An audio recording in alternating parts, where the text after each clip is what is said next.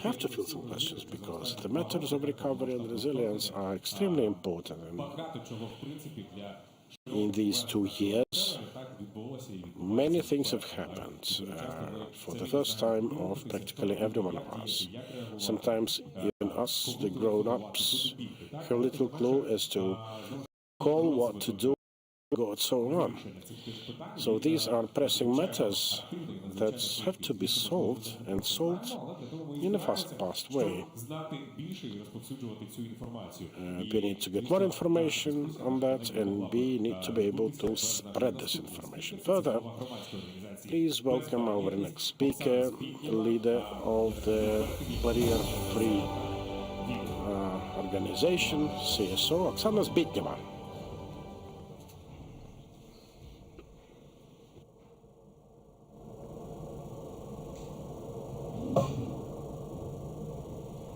Ти як? Посеред океану болі маєш сили ще пливсти? Чи маєш сили плекати надії у спокійний світ? Як ти? Чи все ще можеш пережити усі втрати? Чи можеш роздивитись у простих речах хороший знак? Ти як? Ми не збиралися проходити терор. Навіть не думали, що нас захочуть із собою порівняти хворі ті вар'яти, здорового полікувати.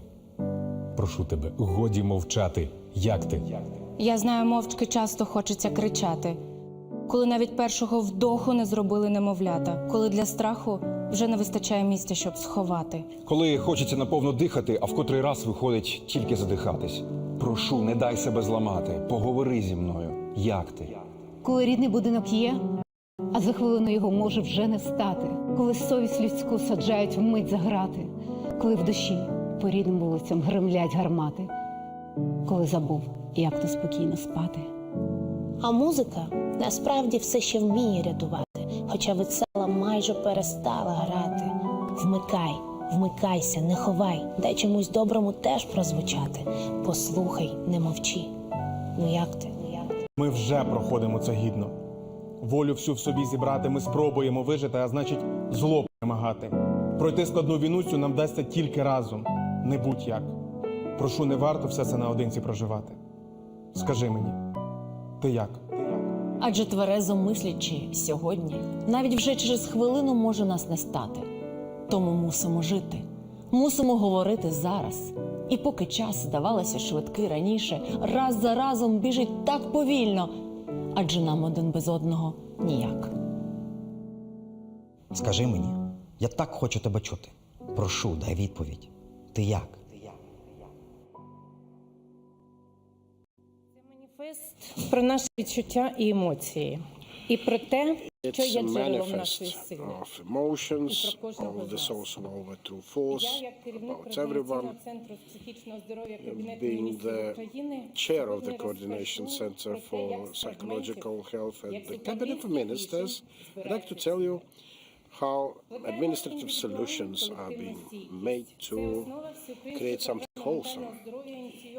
We have a psychological health program introduced and instituted on initiative of the First Lady of Ukraine, Olena Zelensky. This is about some huge transformation that cannot be postponed until after the victory. The price will be too steep. If we check some polling results based on the events carried after the first summit of First Ladies and Gentlemen, nearly every second individual in the world is feeling some aftermaths of the Russian war against Ukraine. So if someone thinks that this is the war that affects only Ukrainians, this is a mistake. 10 years of this war, 2 of them full-scale one after the COVID time, this is a whole heap of challenges. And after the victory, the number of problems will only grow. Stress conditions. This is something very familiar to most of Ukrainians. It won't be possible to just send everyone to see a professional. But to help someone replenish his or her resources, to provide these opportunities, this is the core objective of this program. And the strength of the First Lady started the process. The topic, long thought of as taboo one, suddenly became mainstream and very popular. It got supported by top world leaders. International experts say that the majority of people will be ultimately able to deal and cope with it themselves, but not everyone will be able to do it. Because of that, this new campaign, How Are You?, aimed at shaping new skills, new abilities to match the new reality. It is also about training and support of teachers, health staff personnel, supermarket assistants, police persons, and so on. More than 800,000 have been trained with an idea that asking for psychological counseling and help is not an infestation of one's weakness. It's normal. Yes, we are building a multi-tier system, starting with the family doctor, who is again an entry point to such counseling assistance.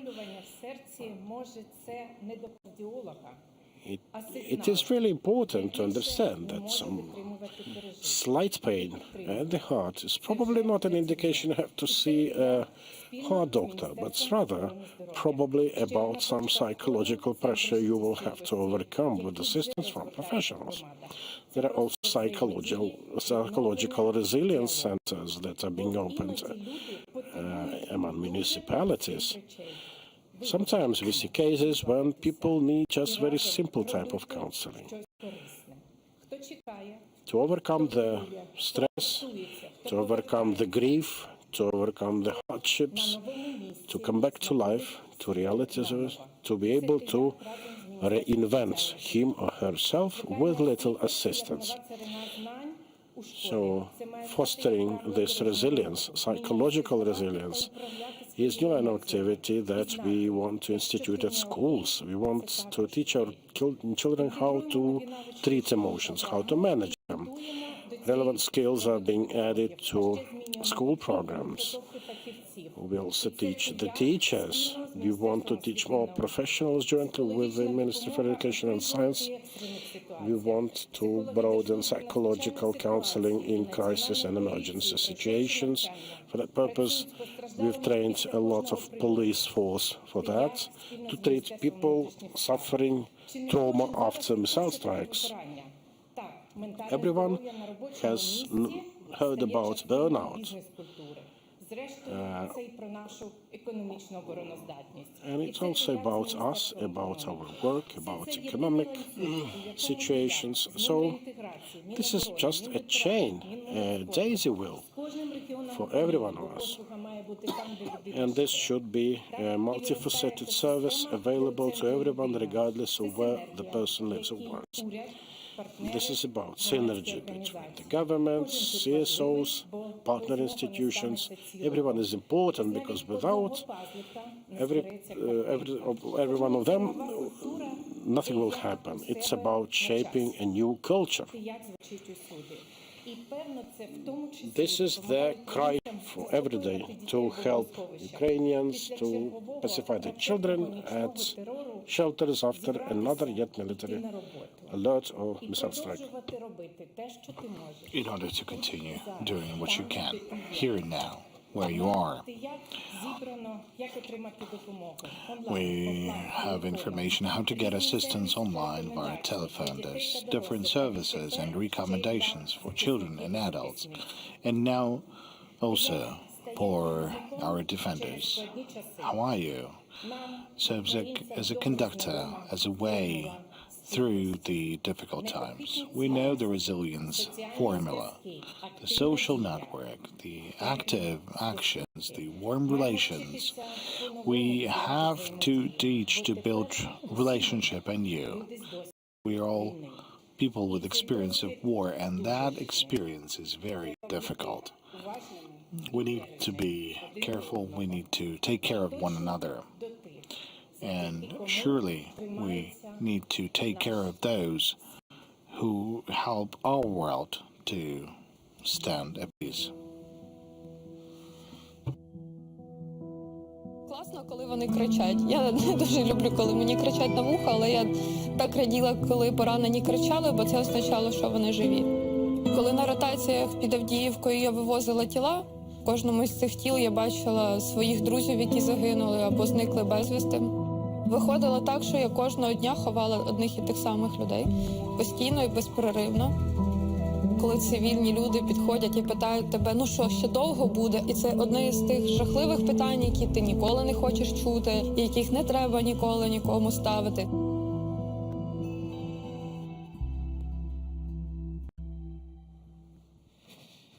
Дякуємо, пані Оксано. Thank you. Thank you, Oksana, for this incredible program. How are you? And surely many Ukrainians have already used this program, and many will use later on, because mental health is very important. It requires the assistance of experts and all those people who can simply suggest you where to move on. And talking more on medical health, it's good, but critical thinking is also very important. Finally, on the 3rd year of the full-scale war, on the 11th year of the war, we need to learn how to differ fakes and the true information, the disinformation and the right one, and how it all impacts our head. Well, that's a good question for Mikhailo Podolyak, the advisor to the head of the office of the President of Ukraine. I like this topic so much. We're out of time already. That is why I will try to speak fast and concise. You know, I know how to speak fast. I'm not going to talk about the technologies, because we are in a sort of a global frustration. It's not about Ukraine. And that creates many challenges. And not only Russia, but other countries are investing into that. Now people are losing understanding where they're going to be tomorrow and how the world will look tomorrow. And who's going to dominate in this world? Well, it's easy to work with from a technological standpoint, because the key challenge of the long crisis, and war is a long crisis, it's a challenge for the future. So you would need to do, well, few things. You need to demotivate. How do you do that? There's 3 directions. First, Russian Federation, what they're doing now. The most important for them is to create an image of their unbreakability. I think the largest fake, the fantastic fake that exists no more, is that you still believe that Russian Federation is a great and powerful country. It's a small, neglectable country with a lot of resources. But from the standpoint of the influence on the civilization, they're a small country. But they're investing a lot so that people in the Western countries would still believe that, well, I hope we won't be fighting against Russia. And they think, like, let's give us less weapons because that may result in the escalation. Well, after 2 years of war, well, you should definitely say that. Because Russia, I mean, how many years it took them to take Avdiivka? 10 years. 10 years of war for the city of Avdiivka, not for Paris, not for Berlin, not for Kiev. And should we have more weapons earlier and, more important, a bit less believe in the fact that Russia is a powerful country that you should be afraid to fight with? Now, in that case, I think Avdiivka, well, you could really rename St. Petersburg to Avdiivka. That's as a minimum. So first of all, you shouldn't believe in some of the traditional illusions that we still believe in. You can fight with Russia. Ukraine proves that. Russia shouldn't be afraid of. And third, Russia technologically has already lost this war. And for that purpose, Ukraine needs some tools. That's the first thing. And Russia invests in demotivation. They speak that if you won't provide weapons to Ukraine, it will end very soon. You know, there is a very strange creature called Nibenzia. Have you heard his statements at the Security Council of the UN? He says there's no sovereign country like Ukraine. So if you will stop giving weapons to them, we will destroy in a very fast manner all those people who believe that they have a state. And then there is a scaling up of this information. It has to demotivate us. Like, don't give weapons to Ukraine. That's a demotivation. Like, you don't have a lot of people, we will shell you with missiles and shells. This is what Russia is doing. They're not coming out with something, you know, complex or comprehensive. But this is not a problem. It's not a problem what Russian Federation is saying, because, well, that's all traditional, that's all clear. They are not very kind of creative, and you can count on that.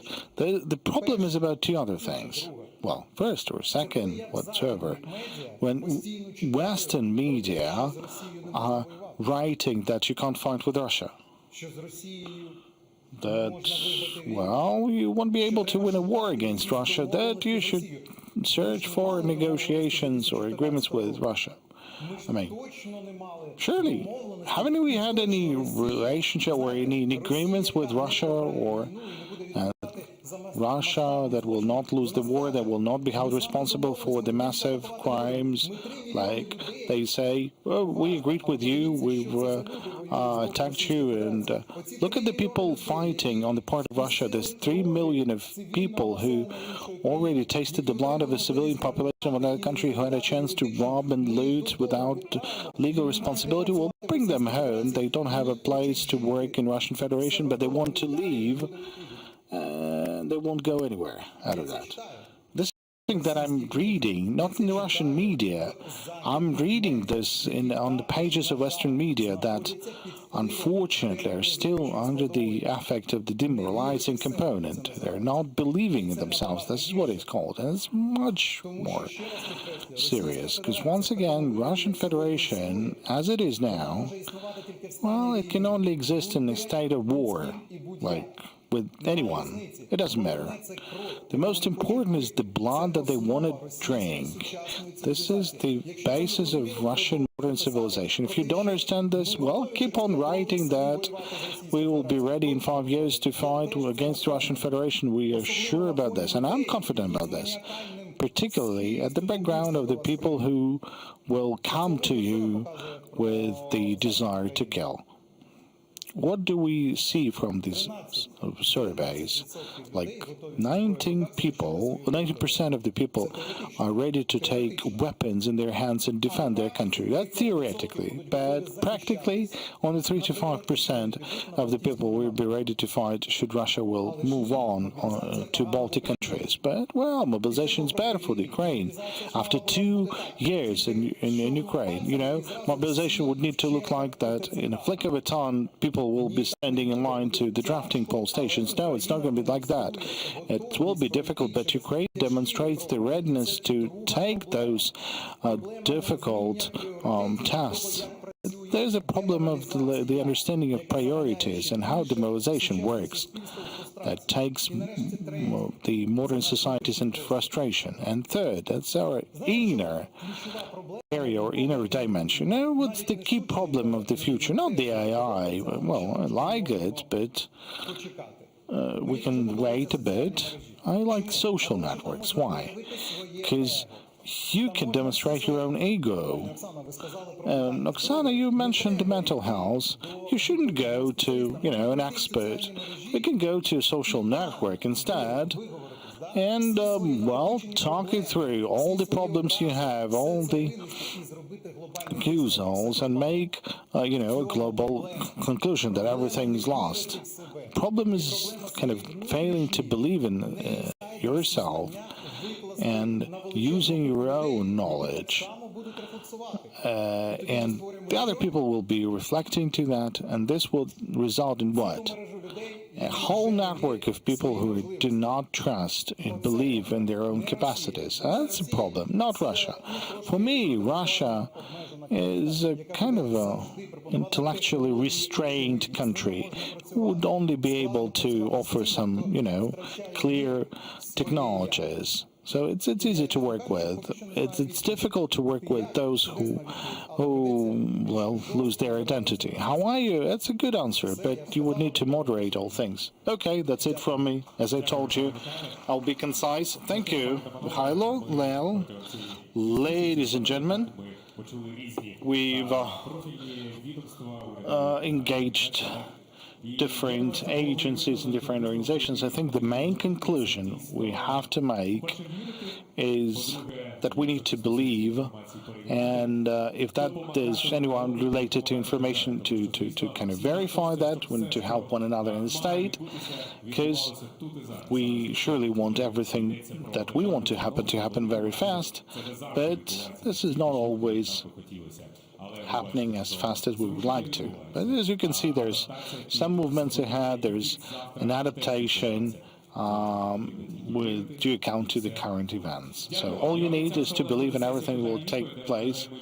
I promised you the Q&A session, but unfortunately we ran out of time. But all the panelists are here with us, so you will have a chance to ask them a question directly. As we prepare to the next panel, we're asking the representatives of the media to stay in this room as we shall continue with the work.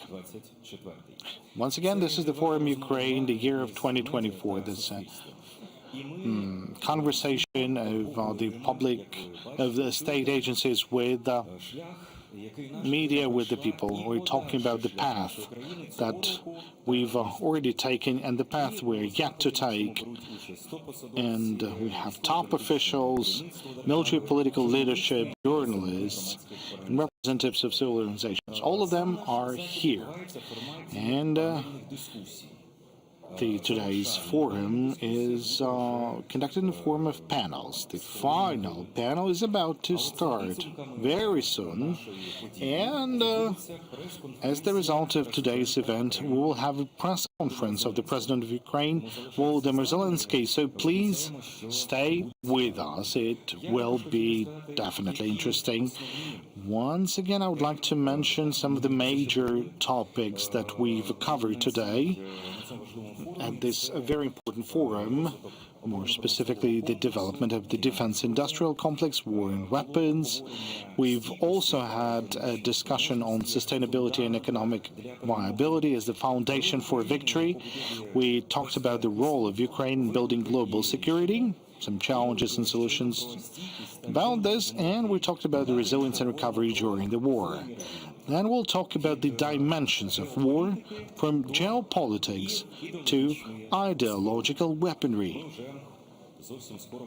And we're going to start very, very soon.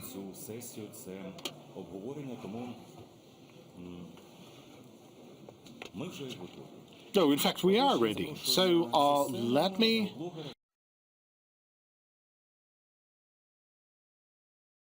invite a blogger, journalist, and writer Denis to the stage, and he will the panel. Greetings. Let me invite all the panelists to the stage. We have Head of the Security Service of Ukraine, Mr. Maluk. We have Secretary of the National Security and Defense Council of Ukraine, Alexei Danilov. So please join us on the stage.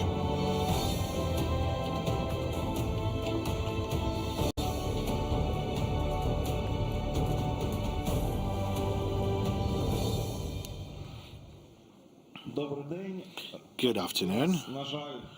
Unfortunately, as I was told, we don't have a lot of information, so everything will be done in a kind of reduced format. So I'd like to ask every panelist to be concise. We have minutes for each and every one of you. Let me introduce you briefly, but surely our today's panelists, they don't require any introduction. We have Mr. Danilov, Mr.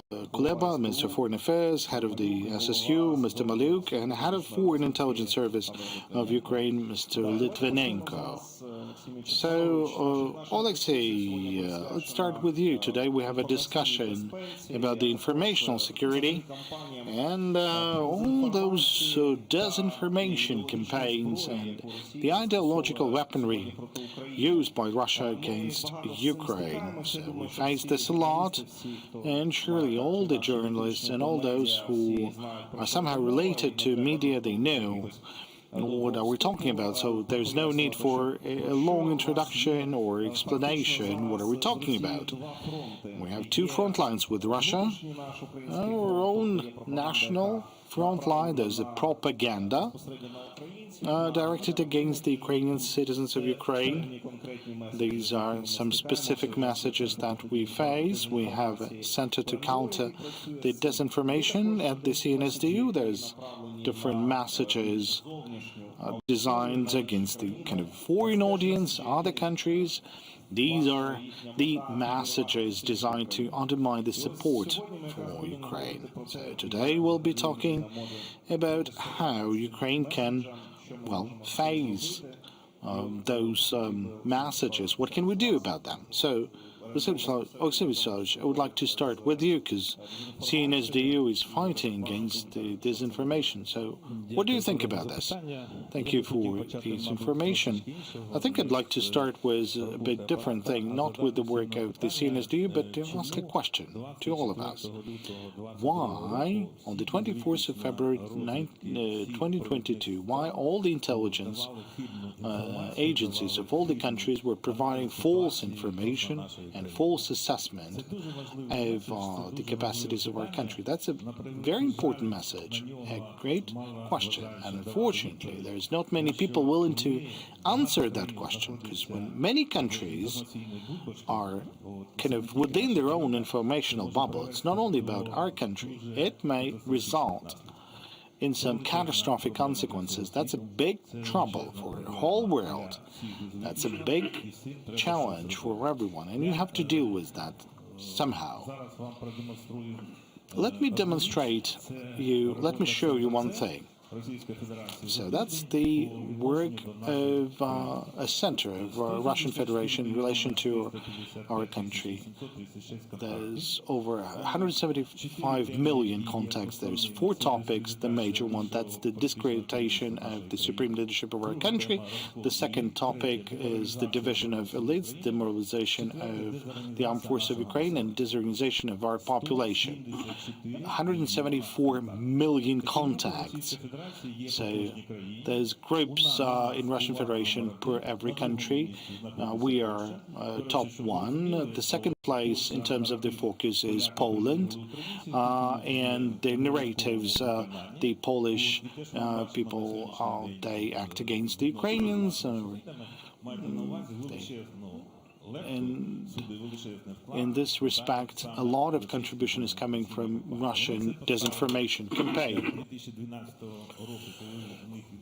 They started after 2012, after events in Bolotno Square. They industrialized it. They have hordes of people working on that, not just about our country.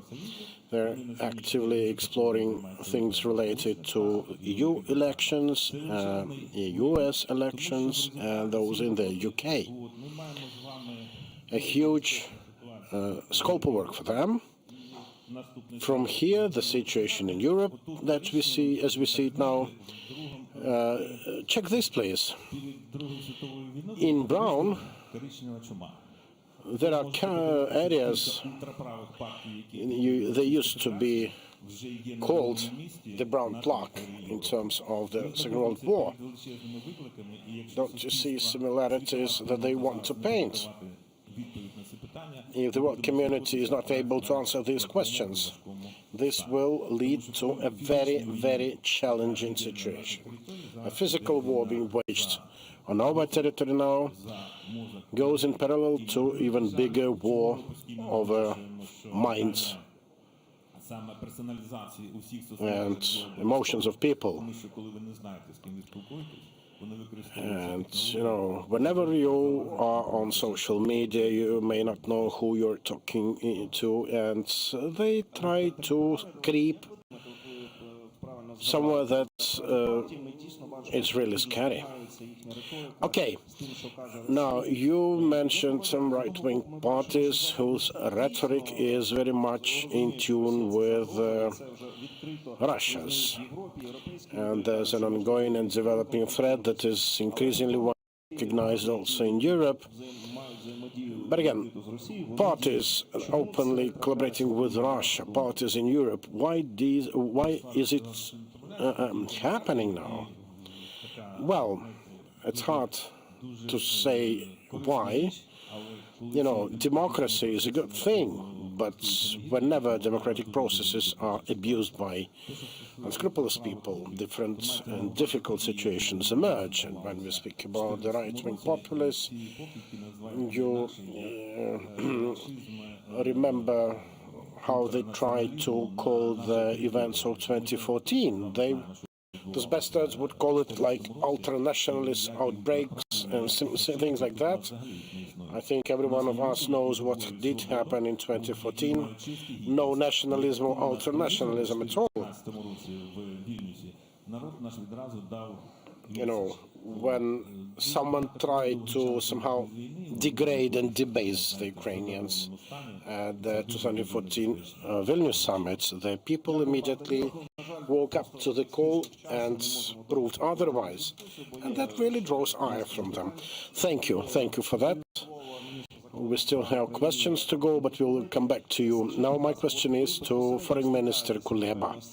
Dear Dmytro, you're regularly facing this need to counteract the Russians with their narratives, but realistically, what can or could Ukraine do against it? Well, let's put it like this. The Russians are diligently working. The manual written more than 2,000 years ago by Sun Tzu in China about the art of war, about how forces must be mustered and how the enemy should be disunited. The key message in the Russian narrative now is to sow some crack lines inside the Ukrainian society, between the Ukrainian society and its allies. From here, this narrative of people getting tired with Ukraine,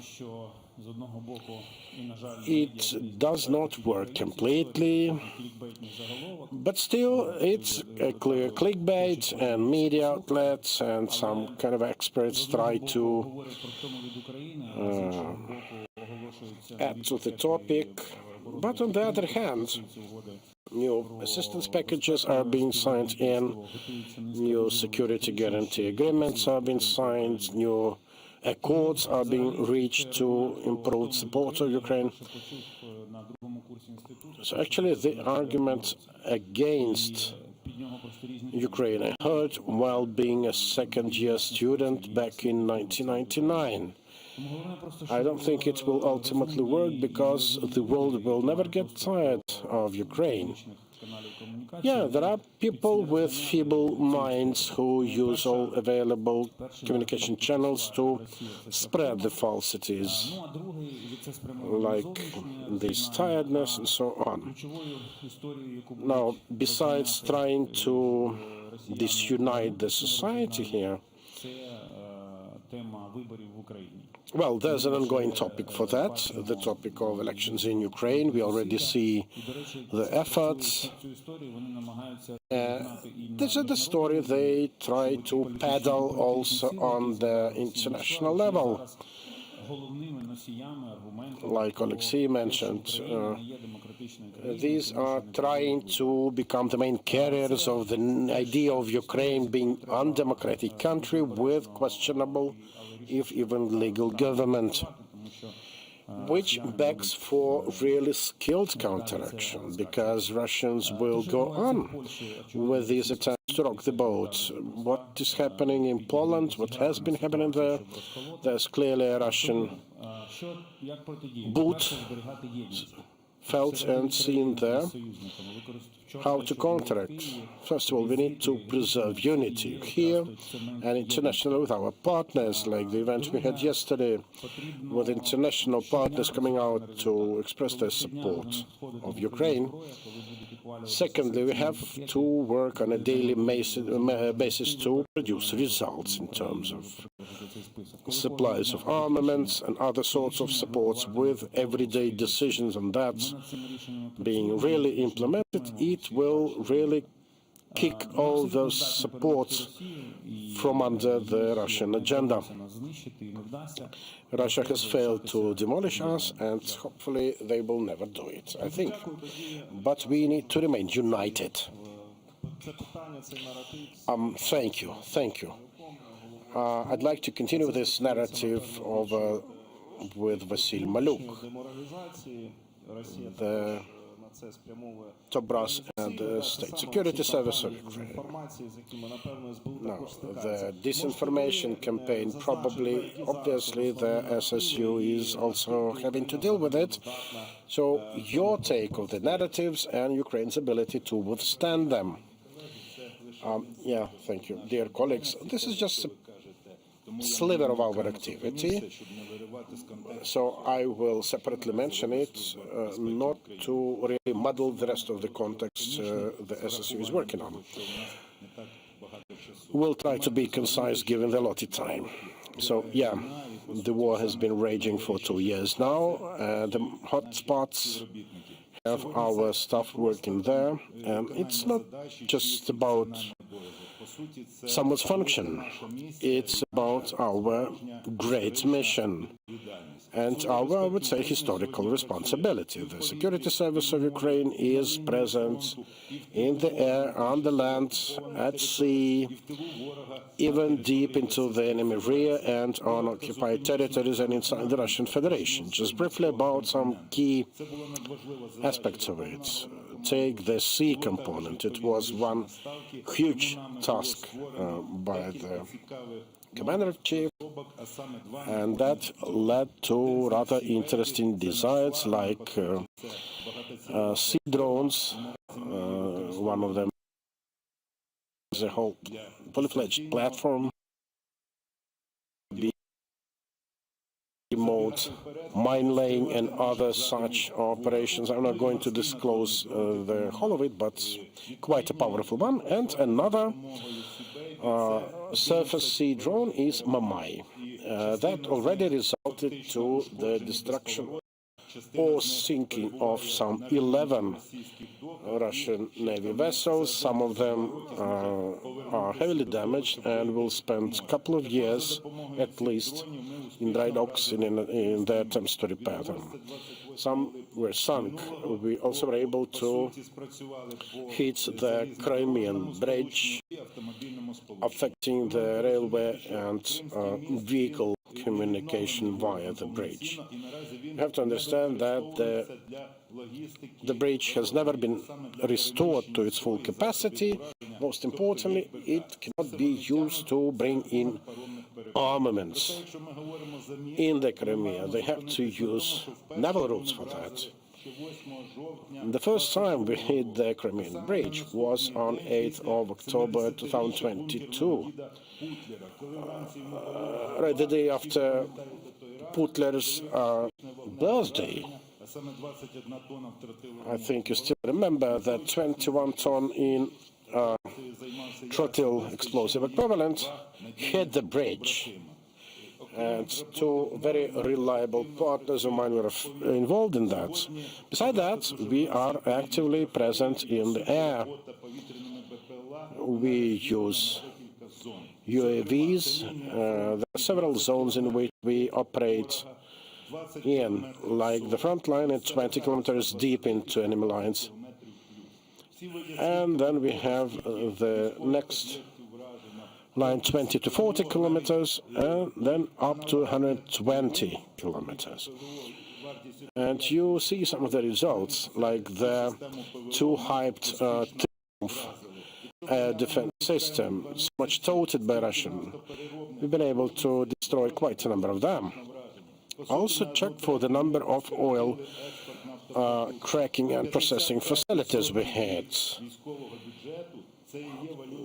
That really, well, the export capacity did take a hit because of that, taking into account that 55% of the budget comes from the budget receipts come from the oil. This is something. Only last year, 516 tanks were destroyed by us. I mean, these are the verified numbers, not speaking of electronic countermeasure systems of Russians and so on. We have also Alpha Special Ops units and other such units involved in that. So without dwelling too long in the military components, I can tell you that counterintelligence is one of the strong functions of our service. 47 undercover agent networks were uncovered last year. More than 5,000 collaborators were detained. 47 undercover spy networks. For you to understand, this is a network, layer of snakes on the body of Ukraine that we dismantled. We used the comprehensive experience we collected in our fight against organized crimes. Just imagine a group of males in Chernihiv Oblast were trying to destroy the Patriot system we had, and they were detained right when they were mounting their UAVs in an attempt to do that. They had underwent specific training for that, and we cut them short. Or take the spy network 7 in Dnipro.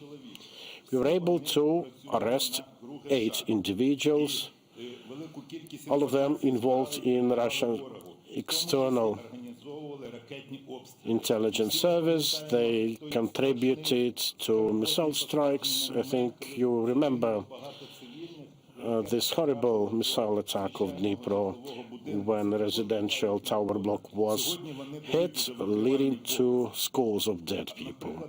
Now they're sitting and confessing to their crimes. Or we had another spy network uncovered in Mykolaiv Oblast. We continue with it. Lots of surprises in stock for them, so please be sure we won't let them go. High treason, by the way, is punishable with 13 to 15 years behind bars in average. In many cases, we even see life sentences, like the verdict for the former chief prosecutor at Mykolaiv Oblast prosecution office. He was promised some high position by Russians, and instead he's got life behind bars. And now a religious case, I'd like to just try to be concerned. Yes, 73 cases open, 22 pronouncements against kind of clergymen, spies in reality, and provocators, roughly about our information security measures. I'd like to mention the KIP, which is a system to deal with information security concerns, because it's a system that to counteract enemies' attempts to technically penetrate our systems. We have specific groups working on that. Since the start of the war, we were able to identify 7 hidden bugs planted with our military in the phones to siphon information from that. This is what we do in the area of, I would say, cyber defense. So given the short time allotted, yeah, it's a pity we couldn't listen. I can assure you that the SSU will continue carving those really tumors from the body of Ukraine. The only precondition is for us to remain united around one single historical mission of being the country. Thank you for your attention. Thanks indeed to you, and we have the speaker Alexander Litvinenko, head of the External Intelligence Service, probably representing the least public of security services in Ukraine. We hear from Kirill Budanov, from SSU, but you are rather obvious for us.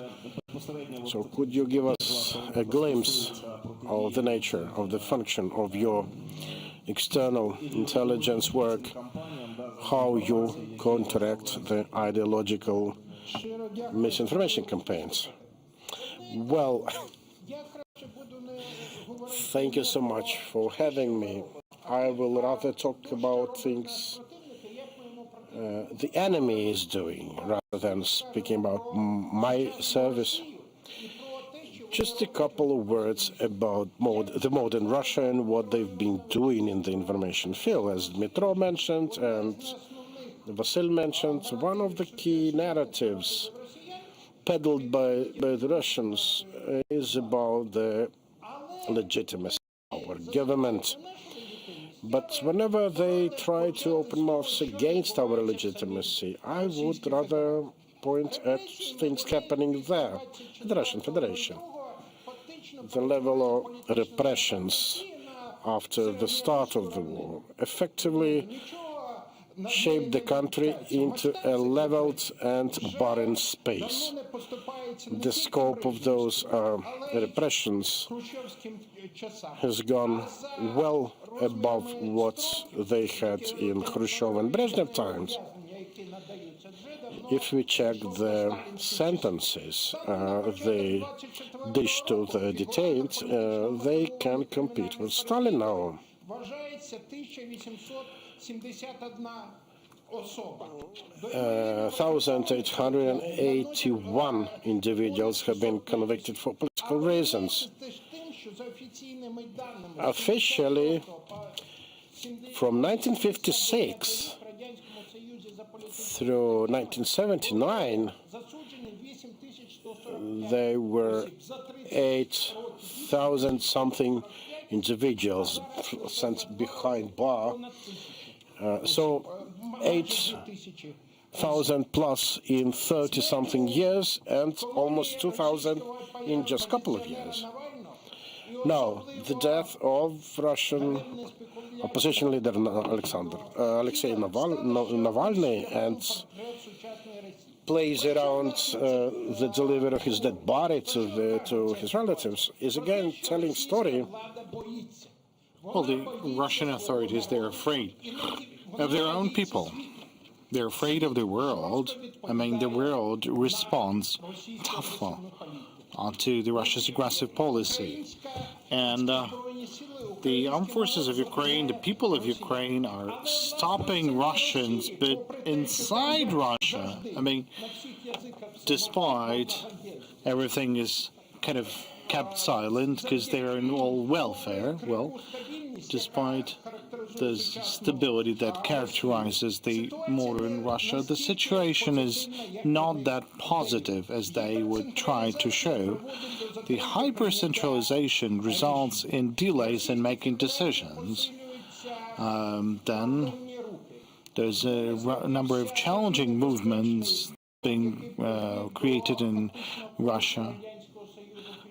There's a movement similar to the one that resulted in the withdrawal during the First Chechen War. There's the movement of Russian mothers and wives. So under these conditions, Russia is attempting to conduct the elections of Putin. Surely they will have positive results and 75% of population will participate in the election. 75% will vote for Putin, but the result of these elections, well, need to be clear in terms of their legitimacy. The reason for doubts are significant. Well, there's issues with the legitimacy of Putin's involvement on, I don't know whether it's already the fifth election for him. The doubts in amendments. Then he is participating in elections with international arrest warrant. I mean, Slobodan Milosevic had the same situation in 2000's elections, but that similarity has a, very interesting follow-up. There was a revolution and then an international tribunal in Hague preventing any other candidates to participate in the elections. The scale of falsification, well, there's this remote e-voting technology, the administrative resources preventing observers, so on and so forth. And finally, the elections on the occupied territory. And surely, I think 96% of the people in occupied territories will participate in the elections, and all of them will vote to support Putin. So when Russians are trying to say something about the legitimacy, well, that's the consequences of their own fears. They're just transposing their own kind of horrors to others. So that's current Russia's reality. And we have to kind of clearly realize that they want to have this reality in Ukraine and all the other countries who were once captured by Soviet Union, the Baltic countries, the Moldova, Poland, etc. Thank you. Unfortunately, we are out of time. Surely the topic is very interesting, and I would really like to talk to you. I think we need to have a separate, a much longer in time, a discussion in order to discuss all those messages, all those ultra-right movements. I thank you all for the participation in this panel. Thank you for coming.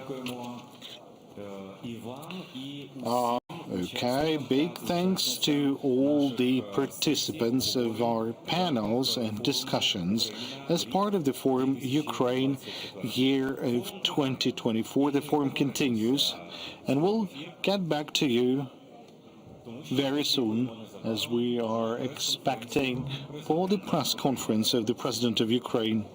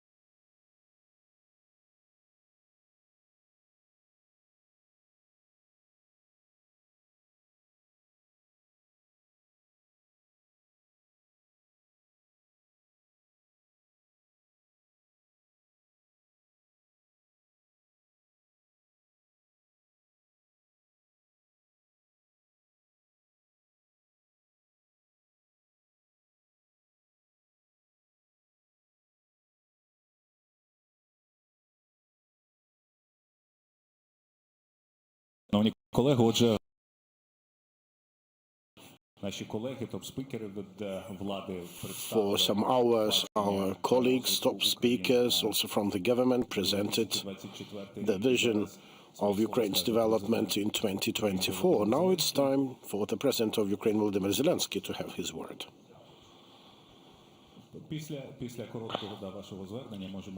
After a brief address from you, we can start with Q&A. Good afternoon, dear journalists, all those present. First of all, I'd like to thank you for staying with Ukraine, with the Ukrainian people for these 2 years. Every one of you has been on different platforms worldwide. We are thankful to you for that. With the focus on this war, the world focus on this war largely depends on you. And I'm thankful to you for you performing this your job, this your work, spending part of your life with Ukraine. This is one of our defenses, information defenses from Russia's fakes, from pessimism, I would say, in some countries worldwide, practically on every continent, and it's very important. We are thankful to you. Thank you for your support, for you telling the truth, for your condemnation of Russia's bloody war against peaceful Ukraine.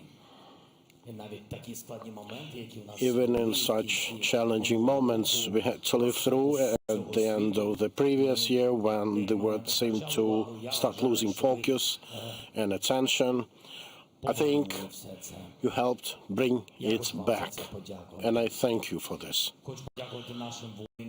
I'd like to thank our servicemen, primarily for them bringing Ukraine everywhere it used to be, bringing it back to our people. Your support is important. What you do is important. There won't be Ukraine without you. On our side, we will do everything to win, to prevail, however hard it may come our way. Anyway, it will be easier to us than to our servicemen, and because of that, I'd like to thank them personally, the next of kin, relatives, those who lost their dearest ones in the time of this war. I thank those who brought into this life those heroes. We definitely will provide a response to the aggressor, to Putin, to Russia, to this ring of inhumans for this. I thank for the resilience to the servicemen, to the people of Ukraine. I do hope you will be with us until the end, until the victory of Ukraine. Yes, until the victory of Ukraine. Full stop. And we can start. Okay. Please, Levy Bereg, Sonia. Just a couple of hours ago, Andriy Yermak said, I quote, at the second peace summit, there can be a situation when we will together invite representatives of the Russian Federation. They will be presented with the plan. Those who will be representing the aggressor country at the time, willing to restore, to come back to the just peace. In your interview to Fox News, you said it is not possible to trust Putin. He has never relinquished his idea of grabbing the whole of Ukraine. So what are the leverage to pressure Russians, to convince them to negotiations with us? Thank you for all those questions. First of all, as regards the summit, I think it is only right to become stronger on the battlefield. It depends on us, on our manufacturing capacity, on our partners. It is also important to get stronger diplomatically. We don't like to be force-fed those negotiation formulas also from the countries that are not here, not at war. Not that I'm wishing them to be at war, but I think the initiative may only come from Ukraine. It started at G20, rather G19 summit in Indonesia. And the first inauguration summit, it will happen. I strongly hope that it will happen this spring. We should not lose this diplomatic initiative. It will take place in Switzerland.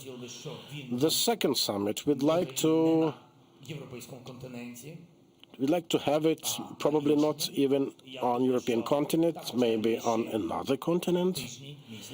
And in the coming weeks or months, this information will appear. At the first summit, a plan will be developed. Then countries will sit to look into technicalities of each of the crises brought by this war. Take the example of the grain initiative. We said that we had no trust in Putin. We were right. Then we agreed on specific steps. Then we had the initiative kickstart with Turkey, with UN Secretary General Guterres. Then the plan was transferred to the Russian side. It was not important who was from their side accepting or not accepting. We wouldn't trade it with them. So if this doesn't work, we will nevertheless go towards having this grain corridor. That was our idea. That happened. And I am thankful to our partners. Later on, Russia, well in line with your statement that no one can trust them, started doing something, but we were ready already for our own grain corridor. Importantly, we never betrayed or let down our partners. We consciously went for this format of grain initiative, and the partners on this side understood Russia could not be trusted, and Russia could do nothing about it because the grain already went its way. It was a very important result at the time of war. Same with the summit. When the countries have a response, the document will appear. Not to say that Russia is guaranteed to get this or to accept it. No one can guarantee who will be representing them at the time, Putin or not, but we just say that the document will be there, like it was with the grain initiative. The document will be presented by negotiators in this or that format. We don't know it yet, but it will be presented to the Russian side, and we will be ready for the second summit and the respective diplomatic steps towards just peace, towards the end of war. This is our initiative. I'd like countries worldwide to understand this. I don't really like it to see that after elections in various countries worldwide, we have different elections in different countries. I don't want any advance from a rather democratic country, an advance from a rather undemocratic country with an initiative that goes against the initiative of the country at war currently. ABC, будь ласка. ABC, please. James Longman from ABC News. Is Ukraine losing this war? The aid you get only ever seems enough to keep you in the fight and not to win it. Is it time to make a deal with Vladimir Putin? And how concerned are you about the elections in the United States in November?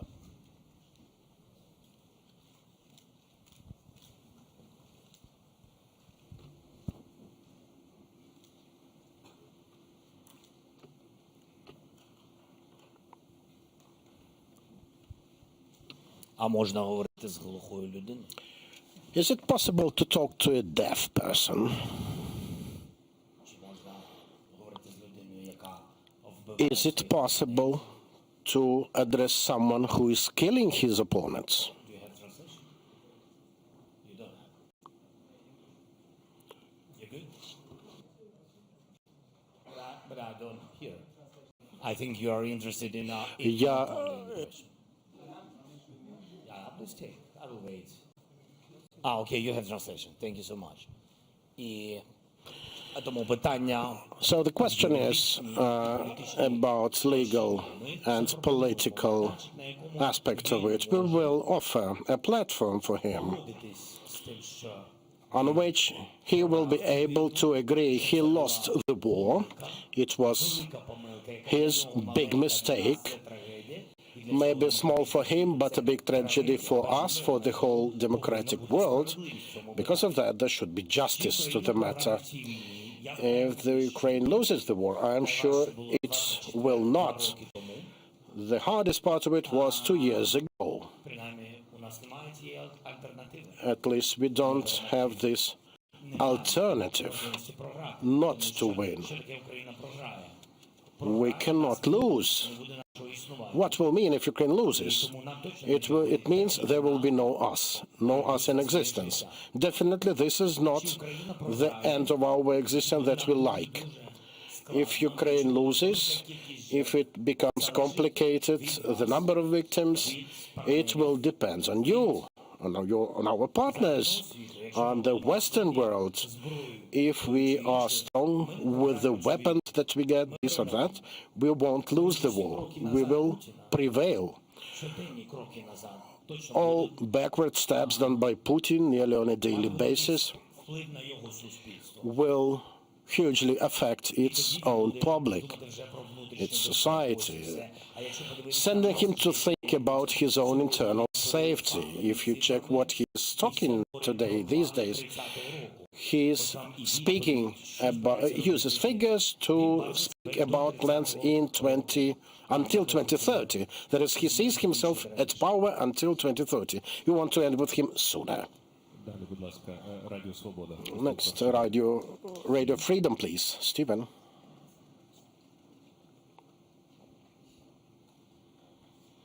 Thank you, Mr. President. A very simple time during this time of reflection. These are important days in Ukraine and all around the world. How do you still define victory, and has that definition changed for you during these last 2 years? And if it has changed, or if it hasn't changed, do you have to change your way of communicating to the people of Ukraine about what's ahead?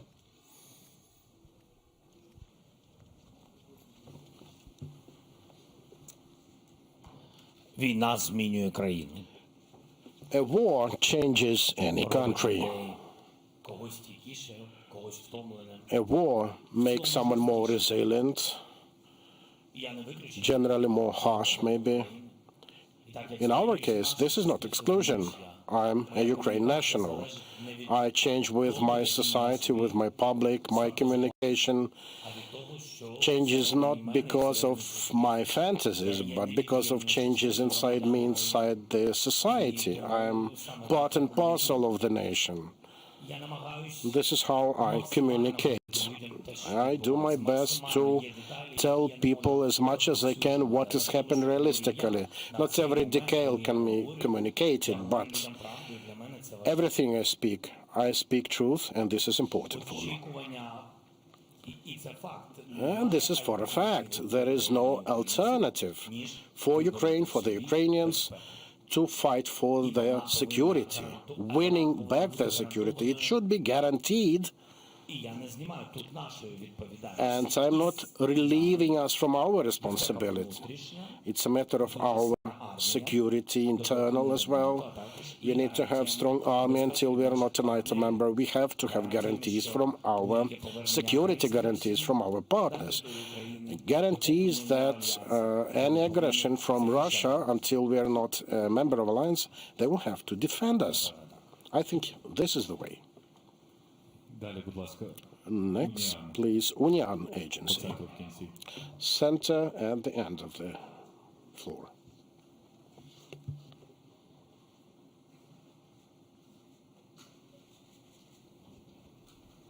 Дякую. Пане президенте, Thank you, Mr. President. You've addressed our allies multiple times, requesting as soon as possible delivery of long-range weapon to affect Russian targets like ATACMS. And in the recent days, you had quite intensive contact with world leaders, particularly with US President Joe Biden. And there was also the meeting of G7 leaders. Maybe there were contacts we don't know about.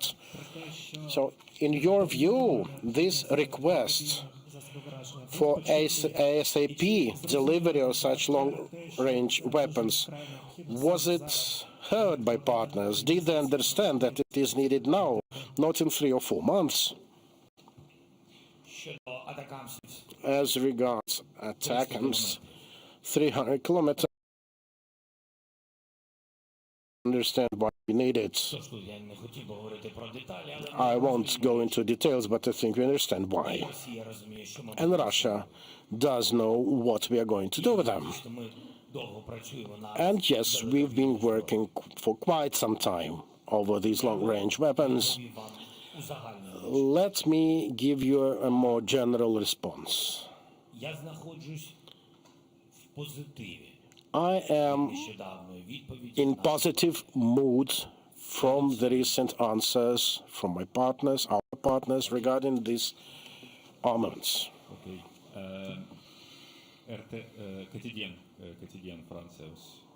Quotidien France, please. Related to the previous one about France. France has the largest military in the European Union, and yet we rank 15th in world contributions to Ukraine. I know you're very thankful to President Macron, but do you think he should have done more, he could have done more, and he could have done more earlier to help Ukraine?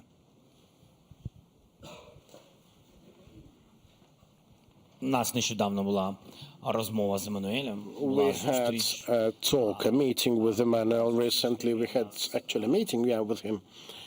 Мені здається, I think дуже добре. It went nicely. We had a security guarantee agreement signed with the French side. I'm very much satisfied with that. I think there will be some details actually that we've pre-agreed with him. They were initiated by him, and we do expect a visit by Mr. Macron to Ukraine. I'm not going to give exact date, but it will come soon. I think it will bring more details regarding the support of Ukraine, important new details. Well, speaking of artillery, Emmanuel does know we are thankful for Caesars. These operate nicely. We established an artillery coalition. Several systems. I'm not sure whether the information is sensitive or not, but several dozens of them will be supplied by the French side, which is very important. Some other things will be announced later on when he comes out to Ukraine. Next, Caitlin, CNN, please. First row. Mr. President, it's good to be here in Kyiv. It has been 2 years now, obviously, since this war started, but for the first time since Russia invaded, U.S. aid to Ukraine is seriously in doubt. It's at a total standstill in Congress. Do you still have faith in the U.S. Congress?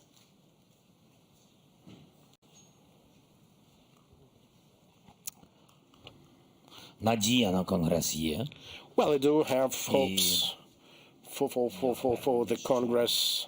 Буде позитив. I'm sure there will be a positive decision, because otherwise it will leave me wondering what kind of a world we are living in. On Congress support, we do know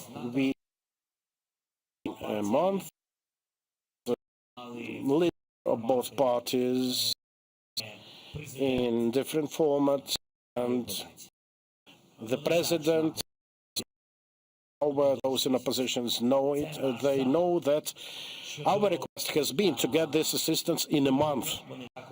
They know that. As regards aerial defenses, they do know we need more. If we speak about that today, but, well, anyway, most of the money will be left in the U.S. with companies producing the types of weapons we need. So let us not forget about that. This is not about toys regarding the Congress, the war in Ukraine. There are certain steps like security guarantees with some very specific concrete things. And there is a very serious, specific, concrete things about money. And we do see the challenges in the U.S., but we do count on the U.S. remaining at the lead of the democracy worldwide. Oboz UA, please.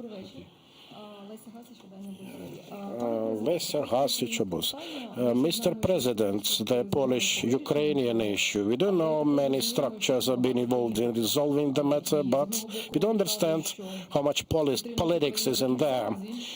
And yes, they say they will support Ukraine till the end. On the other hand, there are people who seem to okay farmers' action. Do you have any positive signs to report? Well, I can tell you that Ukraine needs support now, not till the end of it, because the end may come very soon with different types of support. Now, we have working relations with Tusk. Prime Minister has them as well. We had meetings with Prime Minister, with Duda. I'm not going to give you all of the names. We had meeting with Ursula von der Leyen as well. From last April, I've been calling this matter a political one, even with knowledge of Ukrainian society. You know, I've been criticized for that, but the time proves me right, and the European Commission confirmed that whatever team comes to power there, it won't change the vector. This is a political one. And understandably, there is infight inside Poland, political one. But still, I'm very thankful to Poland, to its people, for their support of the Ukrainians. This is fact. I don't want politicians to do it. The border that we have between countries, nations, we should not have them between our people. People there are smart people. They can understand everything. So using Ukraine to press on European institutions, this is an I do think that the premiers, prime ministers will be able to find necessary steps. As the president, I would just openly say that it's very important for us to keep this union with Poland. But if there are no steps to follow, then we will be protecting our business. Sky News, please. Thanks very much. John Spark, Sky News. We've just come back from the front at Kupiansk. I wanted to ask you, will Ukraine lose ground? Will it lose territory to Russia this year? Are you prepared to cede territory as you attempt to rearm, to re-equip the Ukrainian military? Thank you.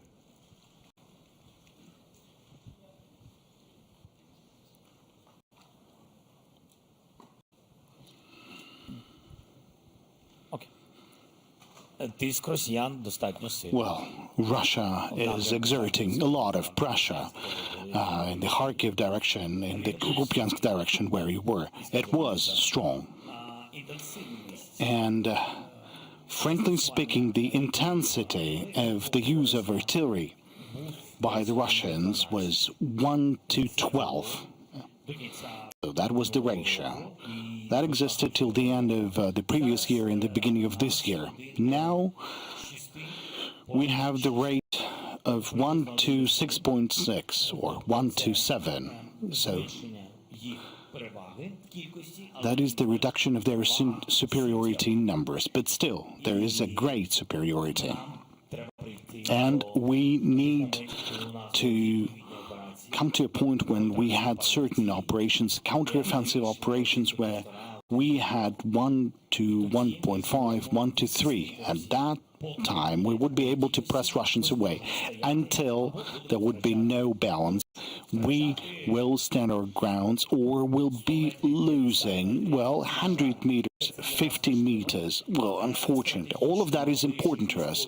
But strategically, the military are the one to take decisions. Strategically, it's more important to preserve the personnel, because in those small settlements or villages with only 10 or 15 buildings keep standing, and the other is level to the ground with no people, or is just a small amount of population. But in most cases, these areas are covered with combat operations. Talking about the Avdiivka, for example, or what you're saying, the like Kharkiv directions, in Avdiivka, frankly speaking, because Russia was very much popular about showing their superiority. But look, the fighting against against Avdiivka started from the very first days of the occupation.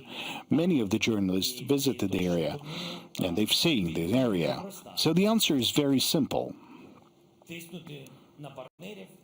Exerting pressure on the partners with regards to the partners that we've already negotiated, agreed, and signed.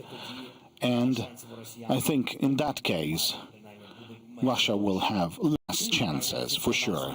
And when we'll have a rate of 1-to-1 at certain directions in terms of the amount of weapons, then we will definitely show the results as it was in many previous occasions. Then ICTV, please. Please tell us, and according to the law on mobilization, there is over 3,000 amendments. When do you think the law will be adopted, and what outcome are you expecting? That's first question. And second question, what's going to happen if we will not receive the support from the United States? Do we have any reserves, and what do we count on?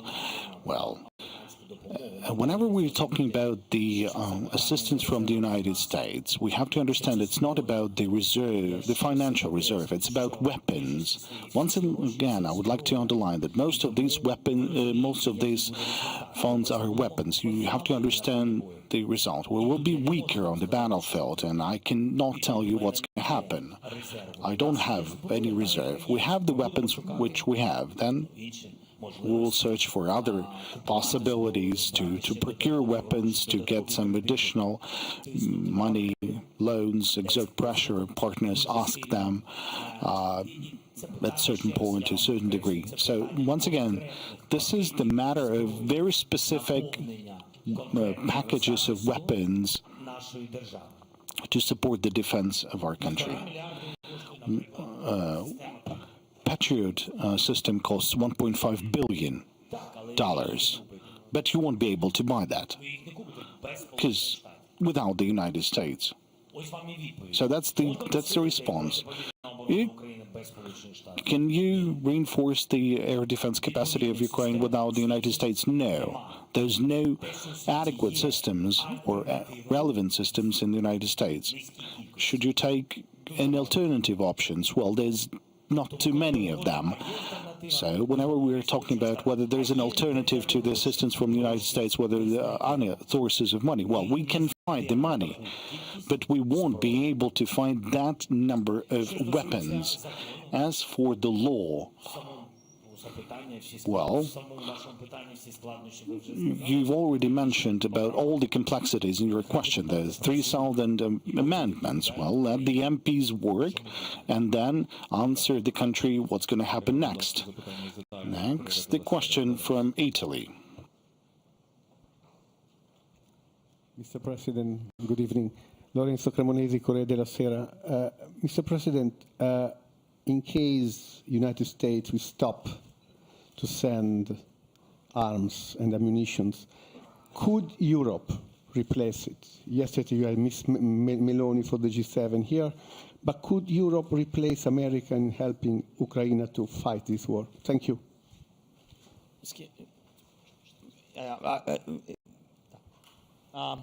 About European support, I understood, I heard. What do you say, with whom I yesterday spoke? Well, with Miss Meloni. With Meloni. Meloni. Sorry. My question is, could Europe replace This. Okay, thank you so much for your question. Частково я зараз сказав, що є деякі види. Well, partially I've said that there are certain types of weapons that supply which depend on the decisions of the United States. Whether the Germany, for example, can give us their air defense systems that they're using to defend their country. I don't know. I'm not sure the German society would be ready to give us all the air defense systems. Well, I think they won't be ready. As for the long-range weapons, well, that's a different question. We'll be working on that with different countries. You know, there's not too many of those countries, but still. As for the Italy, well, you're in Italy. Are you ready to offer us your own shoulder? That's why it's important to talk with you, sir, because as you know, in Italy there are many pro-Putiniani, so it's important to hear your message, and as in Europe it is. So that's why we're asking, can you really fight this war without America, and can really Europe help you? Ms. Meloni yesterday promised you... Meloni is on our side, and I'm very thankful to your Prime Minister, Giorgia Meloni. She's on our side. I'm happy with the contract, what we signed it yesterday. But you're right, a lot of pro-Putins in Italy. First of all, you have to cancel them visas. I'm asking you, really, that's weapon. That's weapon. If you can't give me air defense, by the way, you have some. I know all the details what Italy has, but it will not be dangerous for you. You see what's going on when Russians on the territory of your country. You see the war in Ukraine. That's why I think you have to push them out. But anyway, you have different kinds of weapon you can help us, but also it's not everything depends on Italy. We are speaking about G7 countries. Right. G7 plus Nordic countries plus EU countries, they have, I think, a lot what they can give. Maybe not similar like air defense Patriots, but there are some tea and a lot of Irish tea and Hawks and in different countries. But will it be enough? I can't tell you. But it will be good.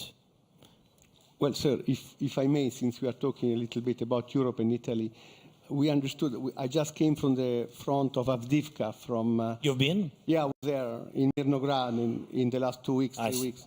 And the question is, apart the arms system, you need ammunitions.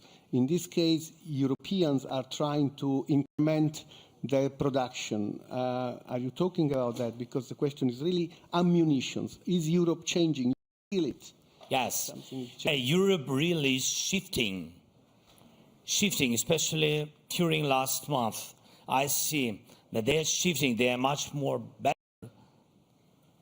Their attitude to this war, I mean to Ukraine in this war, I think they at least understood that it's very dangerous for them. Putin is not only our enemy, it's an enemy of all the Europe. And I think that they at least understood that he will continue this war anyway.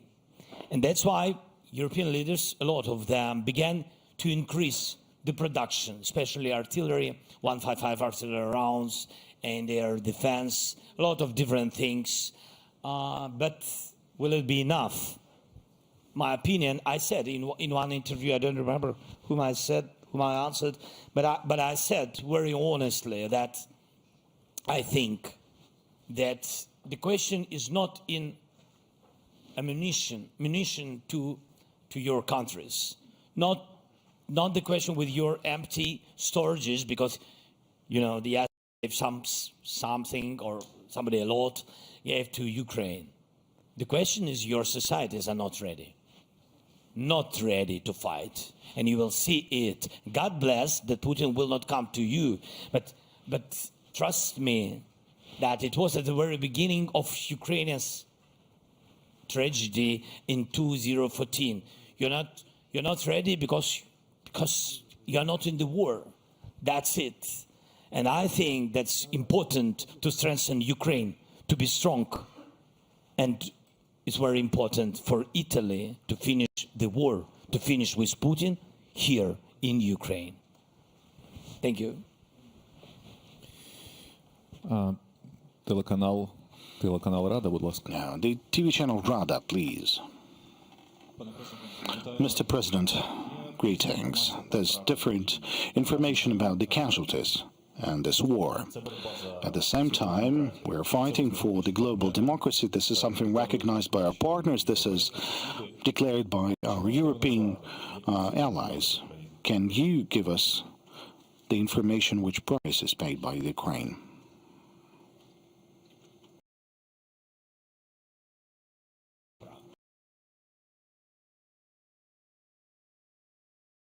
This is a very serious moment.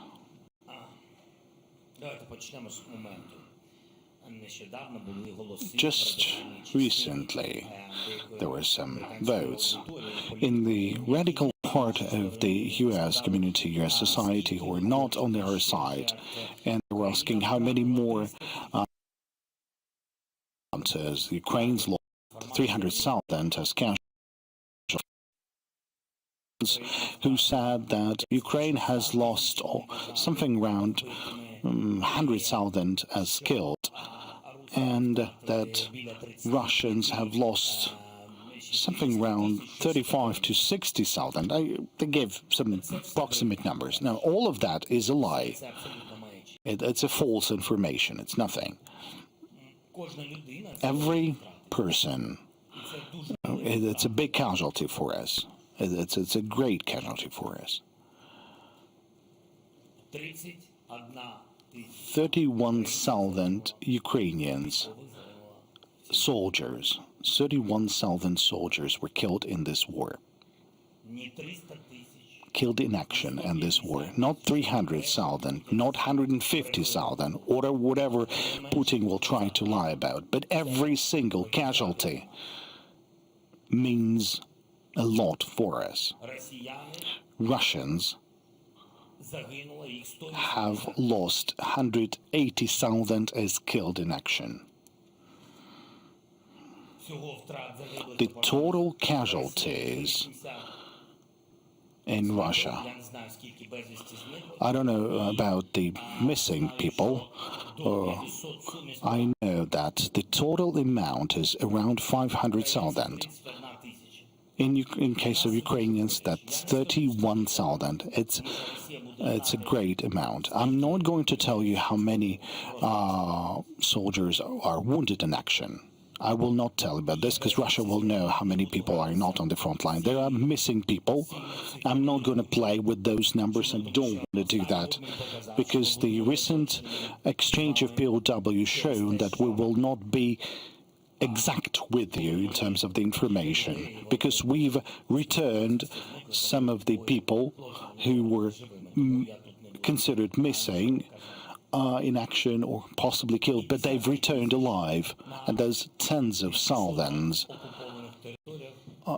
still are on the temporarily occupied territories. We know of several dozens of thousands of civilians who were killed on temporarily occupied territory. I don't know how many of them were deported, killed, tortured. There are some lists, but we don't know exactly how many civilians, Ukrainian civilians, were killed by Russians. We will know when we will finish with Russia. Okay. Then Guardian. Luke, please, you have the floor. Hi, Mr. President. The UK has had a series of prime ministers in recent years, including Boris Johnson, who was here yesterday. We have elections coming up in the autumn, and polls at the moment point to Keir Starmer becoming the UK's new prime minister. Have you met Keir Starmer? And one other question about the UK. Has the UK given you long-range storm shadows, not short-range, but long-range storm shadows? Can you confirm that they've been delivered? ніяких секретів немає, що No secrets here that UK had provided us with storm shadows, and we were employing them. We use them in many quantity. We are grateful to the decision, to the society of UK. I didn't understand your question. I had a meeting with someone. Keir Starmer, he's the leader of the Labour, and at the moment he's 25% ahead in the polls with an election in a few months. I see, but that is, I mean, that is your decision. What will be in some months? It's not my question. But I had meeting with all of them, with Prime Minister team, and of course with opposition when I've been to Parliament. So yes, of course. I mean that I have good relations. Thank you. Голос Америка, давайте. Voice. Mr. President, you've mentioned the Global Peace Summit. Later this year, there will be a NATO summit in Washington, and Ukraine is asking for the invitation to NATO. And neither Germany nor the United States are giving signals that there will be an invitation. What are the risks for the international security if such an invitation will not be provided? Well, thank you for the question. The invitation, as of today, well, all due respect to all of our partners, because I think all partners are supporting Ukraine in granting and providing us with the invitation. Everyone believes that Ukraine will be in NATO in future, but I'm not going to, play with the words. But I would say, well, United States and Germany are the one that has a lot to do with the invitation to NATO. What are the risks? Well, I don't see any risks in inviting Ukraine to NATO. As for the risks that are outside of the official policy that you can hear, like behind the closed doors, all of them have to do with Ukraine's membership in NATO. And there's risks related to the lack of adequate response on the part of Putin. I believe there's no risks in the invitation, unless I don't know about anything. Unless I don't know about something. What if we won't be invited? Then we won't be invited. Українська правда, давайте. Українська правда, please.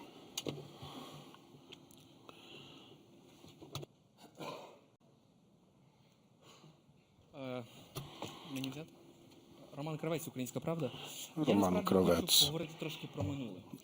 I'd like to talk a bit about the past. 2019, 9th of December, Paris, Normandy format. You, Merkel, Macron, Putin. We do remember those photos from the conference, but there was another meeting with no cameras. It was tete-a-tete meeting with Putin. Little is known of it, just the fact of it. I think maybe it's the right time to remember it and talk about it. What happened at the meeting? How did he behave about you? What did you talk about? What actually happened behind the closed door?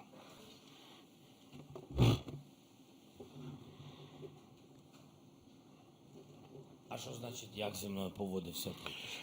What do you mean under how he behaved about me? Well, the tone of his talk. Well, we had quite a lengthy talk in various tones. I explained him that the Minsk agreements would not work because the very topic of bringing the troops away from the contact line would not work.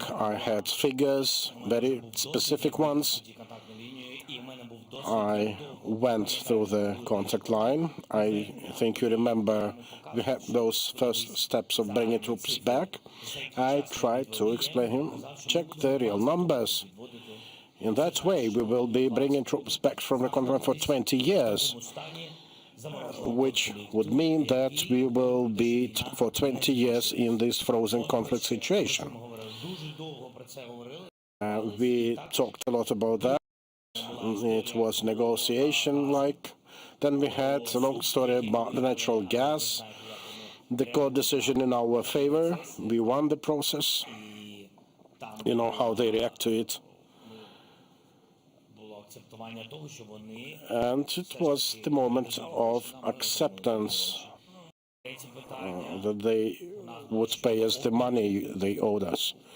Then we had a third question regarding the exchange. We exchanged more than 100 of our people, and he would constantly raise the matter of ceasefire, but you do know how it all went. We did see it with our own eyes. There were attempts for a couple of months, then losses started mounting again. So no specific tone to the discussion. But was something surprising about him during this close contact? I don't quite remember, to be frank. It appears like something from the previous life. I don't know. I don't even remember all of the details. I think it will require to sit back and try to recollect everything. It was for ages, you know, indeed. Deutsche Welle, please, at the end here. Thanks, Mr. President. Over here. How important are the German Taurus missiles for Ukraine, and do you understand why Germany is not delivering?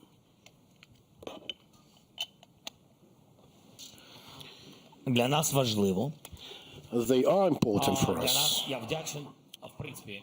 I am generally, in principle, thankful to the Chancellor for his lead position in Europe. He's got the strongest compact with us. The level of support is strong. The type of weapon you mentioned is very important for us. Let me put it like this.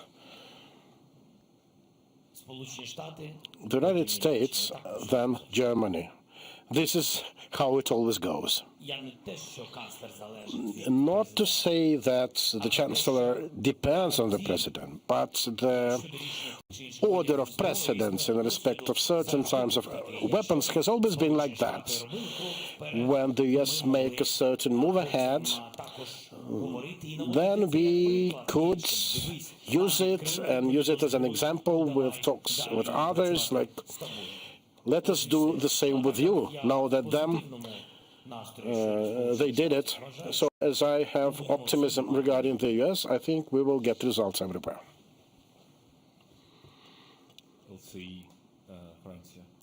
LC France. Thank you very much, Mr. President. When you speak with your Western partners, do you have the feeling that some of them are still afraid of a complete defeat of Russia in Ukraine? Do you think there is enough strategic reflection about it? Second question, do you think France will be able to supply Mirage 2000 jet fighter in your country anytime soon? Thank you very much.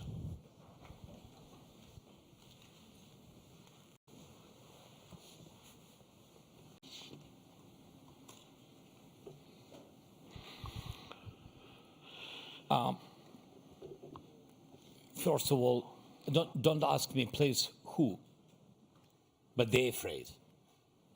That is the first part. And the second part,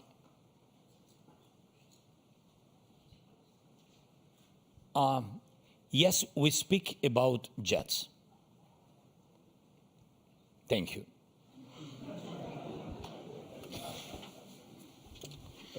Будь ласка, РБК Україна. РБК Ukraine, please. Mr. Mr. President, this war of attrition In it, Russia fostered support from some totalitarian regimes, waiting for the West to get tired from supporting Ukraine.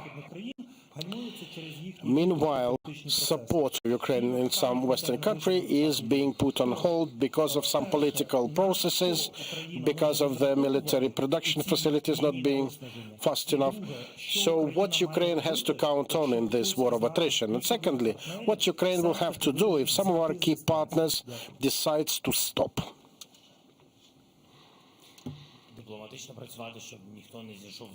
We have to work diplomatically to see that no one of them stops. It depends not just on us, but also on us ourselves, but also on the public of different countries. Unfortunately, I have to say that it will also depend on electoral processes, on the electorate. If they support Ukraine, then they will support Ukraine. If not, then you will be either not supporting or reducing support, or risking to lose the support of the electorate.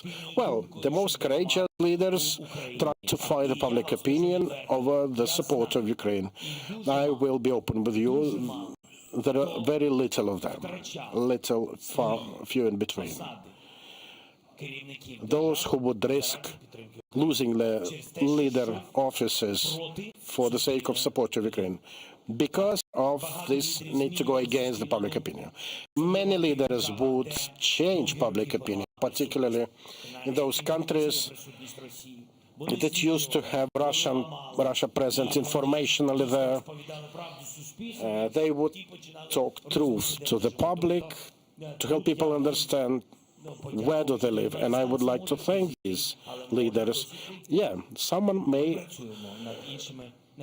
stop, others may join the process, so we do count on support also from other countries. It's a more challenging task. Europe is more powerful ally than the US. Well, Europe knows that it is too close to them, and the US, with their understanding that we are fighting for democracy with them. So Russia definitely will debilitate everything if they overcome us. Alternative would be our own production, drones. Our production improvements are clearly improving and getting better, and I think the minister already provided a lot of information about that. Yeah. So together, I think we will be able to get what we need, like million plus of drones. You know, some of the drones are being used now, like instead of artillery shells, and they can potentially be even cheaper because of the war of Ukraine. In Ukraine, standard artillery shell, $1,200 or $1,500 worth before the war. We now see them being contracted at $4,000 to $8,000 a piece. So yeah, some profiteer from it. And yes, money may help. There are we are not going to speak about that.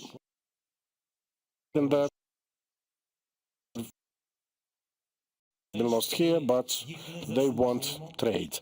We don't condemn them. We try to fight for each shell we can get hold of. There are also countries like the North European one. I am extremely thankful to them.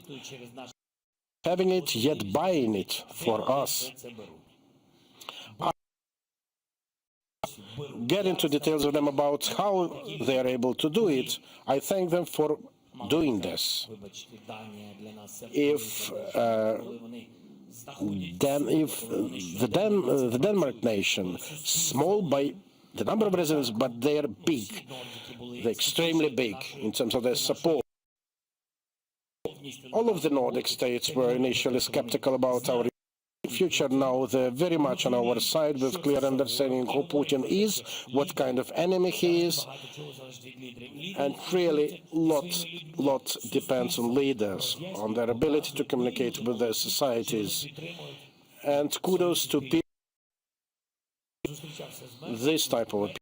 I met Meta, We met with her in Lviv, and, you know, there is increasing support of Ukraine in the country, into it, which says that the nation is united inside.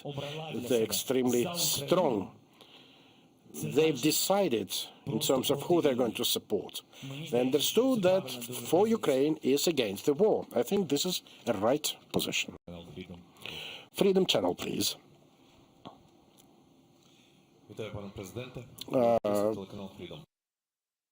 And Freedom Channel, Oleg Borisov. Are there any plans of meeting President Erdogan in the short future? If yes, will there be a matter of assistance in the release of prisoners also? I mean, particularly, I would like to mention Nariman Jalal, who was detained.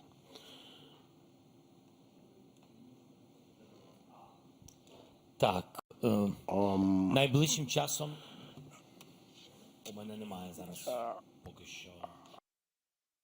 No plans for a meeting with President Erdogan in the nearest future, but we do meet at different levels. We keep in contact with him. He, Turkey, United Arab Emirates, Qatar, Saudi Arabia, these are the countries with whom we work over the exchange lists. Crimean Tatars, and not just Crimean Tatars, but I'd say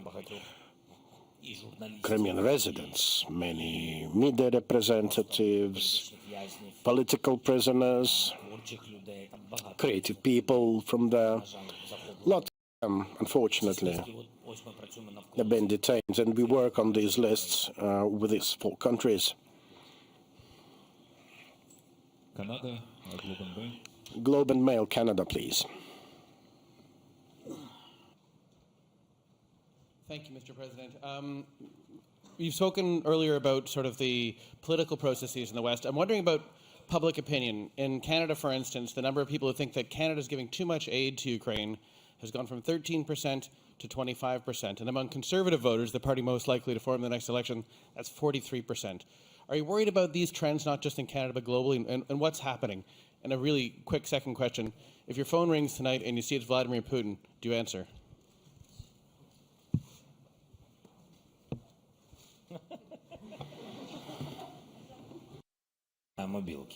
He doesn't have a mobile phone. And I've stopped using Telegraph since 1917. So no, he won't call me because he doesn't want to end the war. Today, this is like this. Debilitating the army and the battlefield, increasing their political isolation internationally, also through sanctions. Everything is about making Putin a poorer person. Money is always his priority. Check his messages. It's always about money.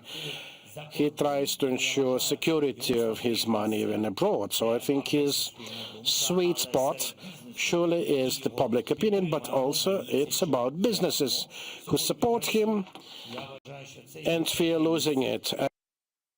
Sweet spot. And if everyone stands up, I cannot even remember the total of seized assets, maybe,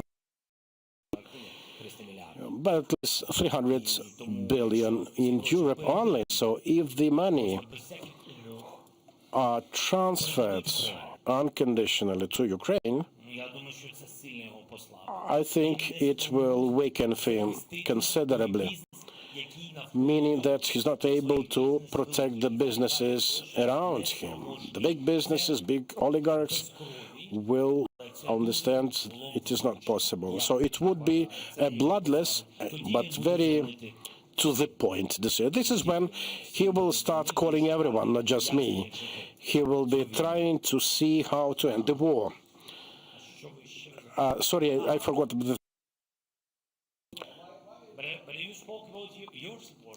You're from Canada? Yeah, from Canada, and the public opinion polls show more and more Canadians, as an example, Yeah. think too much aid is going to Ukraine. You're asking the leaders for more and more voters are saying too much.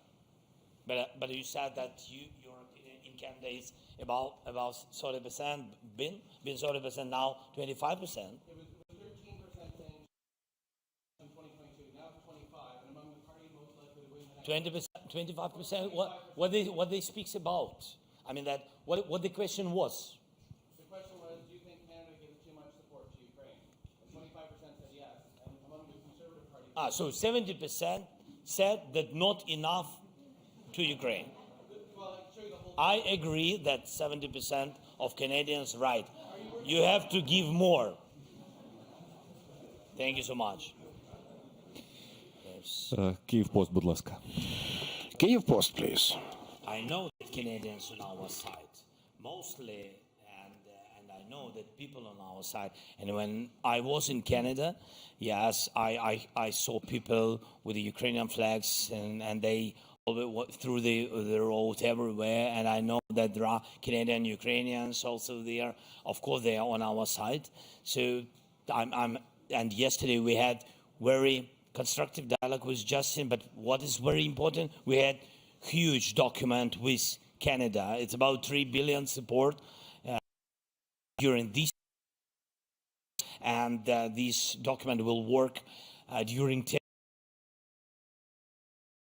maybe more than 10 years until Ukraine will be in NATO. Доброго дня, пане президент. Марина Шашкова, видання Mr. President, Marina Shashkova, Kyiv-Post. What would you tell to politicians in Ukraine and in the West who would question the legitimacy of you as a president from the May this year? Secondly, how would you envision a dialogue with Russia in the eve of elections period there? How would you envision a dialogue with Russians on the eve of elections in Russia?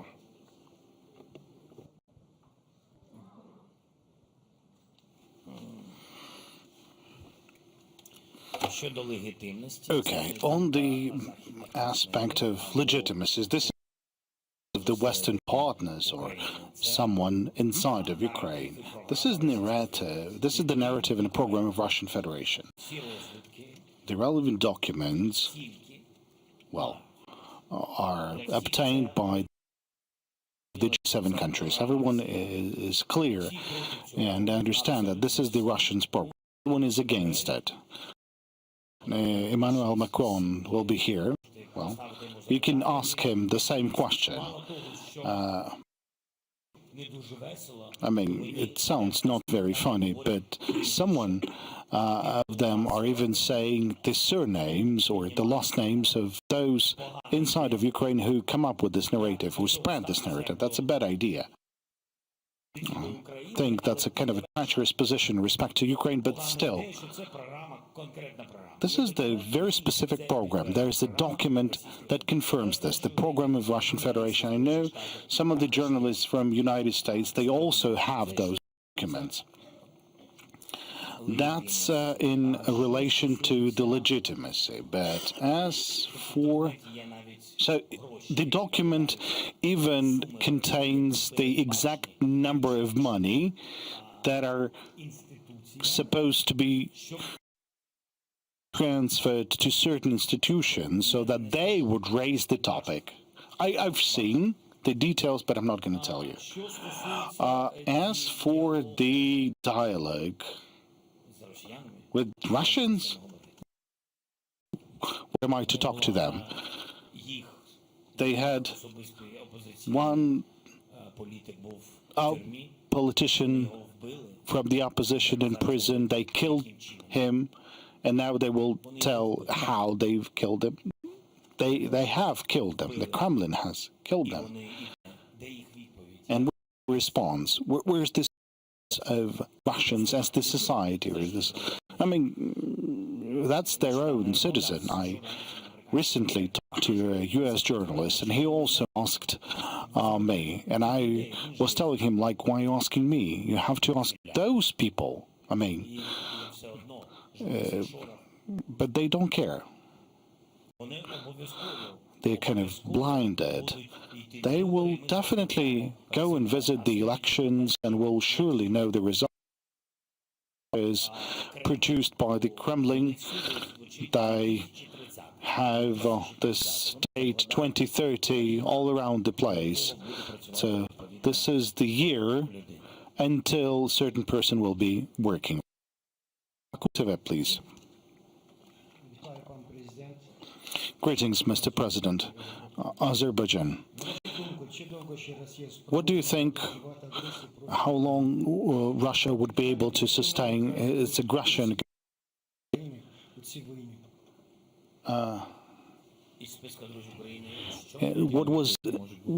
Which new countries can join the list of friends to Ukraine? Which countries or have already added? Well, thank you for the question. For us, it is very important. I mean, surely, we would be happy if Azerbaijan would support us in the peace formula. We talked to the president. I believe he will support us because Azerbaijan supports the territorial integrity of Ukraine. That's first. And secondly, we're talking about the global south, which is very important to us. It's important to have them on board of peace formula and peace summit. We're working on that. There's countries that are still kind of balancing, or they're still kind of considering their decisions, and we are working to make sure they would be selecting the side of the peace. Then Turkey. Jim Hurriet, I'm sorry if I pronounced that wrong.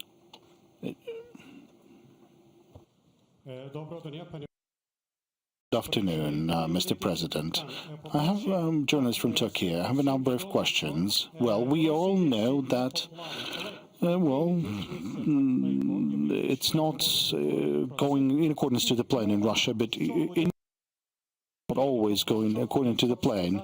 But what would happen for Ukraine to state that it gained a victory? And how would you assess the mediation role of Turkey? So the first question is about the processes and this new agreement on grain corridor. Thank you.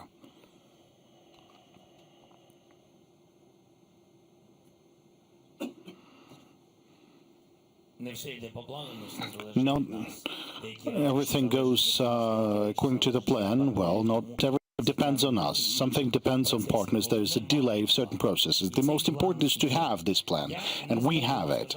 I won't be able to give you the details of this plan. Let me explain you. Frankly speaking, the less people are aware of the plans of the Ukrainian armed forces, the faster we will have the victory and the surprise result for Russia.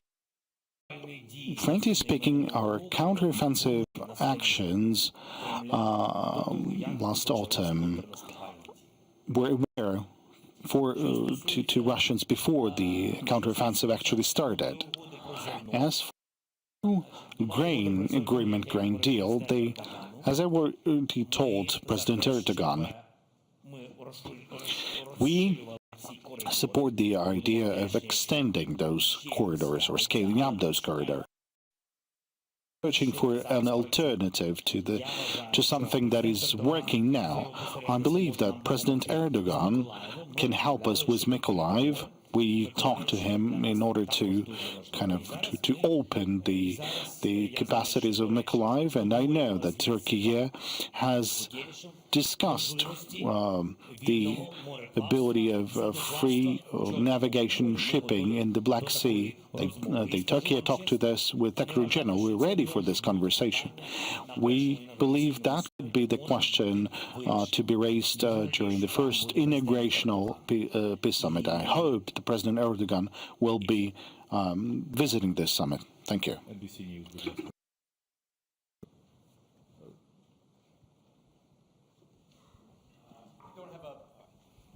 Oh, okay, great.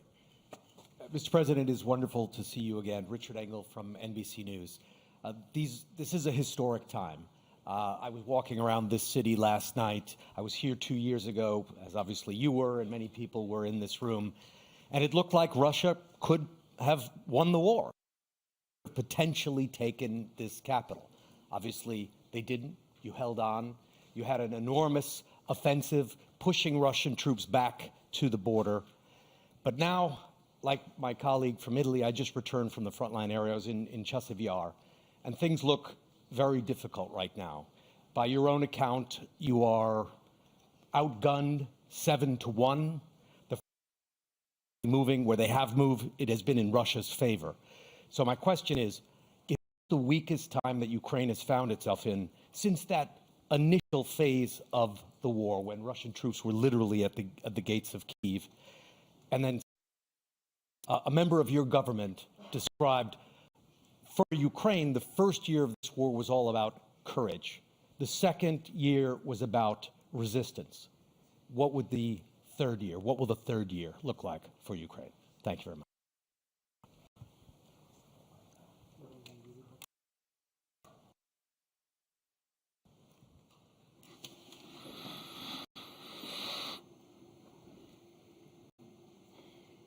Складне у вас запитання. You have a complicated question. Я не вважаю, що це найслабший I момент. don't think this is the weakest, point. Well, it was a shocking moment on the 24th of February 2 years ago. Now, it's the very strong moment for our unity. If we'll get divided with our partners and inside of Ukraine, in this case, that would be the weakest point. At this moment, we didn't have something like that. We understand there was a focus of everyone to this event, and we understand how important it was for journalists to pay attention to this tragedy. But still, the focus of the leaders was also diverted from Ukraine. Was diverted, and at certain regions of the world starting to forget that we have a full-scale war. And I think that was the most difficult period, not because of the Middle East, but because a lot of things happened at once. That was the end of our counteroffensive, the beginning of the you're talking about like present period, but in fact they started their counteroffensive on the 8th of October or somewhere in the middle of October. But now we can see the consequences because we have a lack of certain weaponry, but we couldn't see the other consequences of Russians' counteroffensive because we are holding our ground. When the packages of support weakened, we get weakened in certain directions. Now, as for the courage, resistance, or resilience, that looked like, chapters in the book. I wouldn't like to talk about this in that manner. I think the whole war is all about the courage of the people. And there's different pages, different moments. Year was about the courage. Well, all the years were about the courage. I mean, the first year was like a survival, like an utter survival. There's things that you never recall, nor in interview, nor in questions from the journalists. But I will tell you, the isolated cities of thousands of population without food and water, that was horror. Nobody remembers that, but, well, forgive me if I'm telling it wrong, but, well, we kind of recall when we talk, but we talk about different things that are also important. That was the year of survival. It was truly a horrible year. But we've survived. The second year, a year of resilience, resistance. Well, after the first year, after the winter period of the first year, I think, yes, well, it was all about resilience in many directions. We've demonstrated that. Our soldiers on the front lines have demonstrated that the West got united, and there was an increase in the production of different equipment that was so important for us. Well, indeed, that was about the resilience of the economy, the increase of. Surely, that was important. Now, the third year, well, the third year could be it's a year of elections, it's a year of defocusing. There's challenges from inside and outside. Someone has a fatigue, someone speaks about this, someone's not. It's a kind of a turning year. So in this turning year, we need what you've said. We need courage, we need resilience to survive. This year will define, I believe, the format for the ending of this war. I believe so. Now, Envy. Thank you. I would like to ask about domestic matters. In the interview to Italian channel, you've mentioned the sort of officials in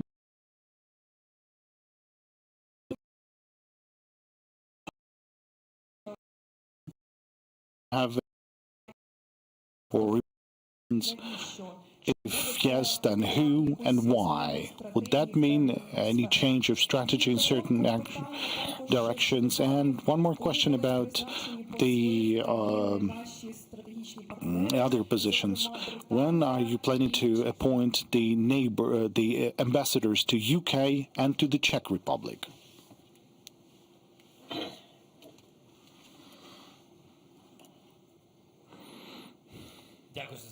Thank you for your question on the international politics.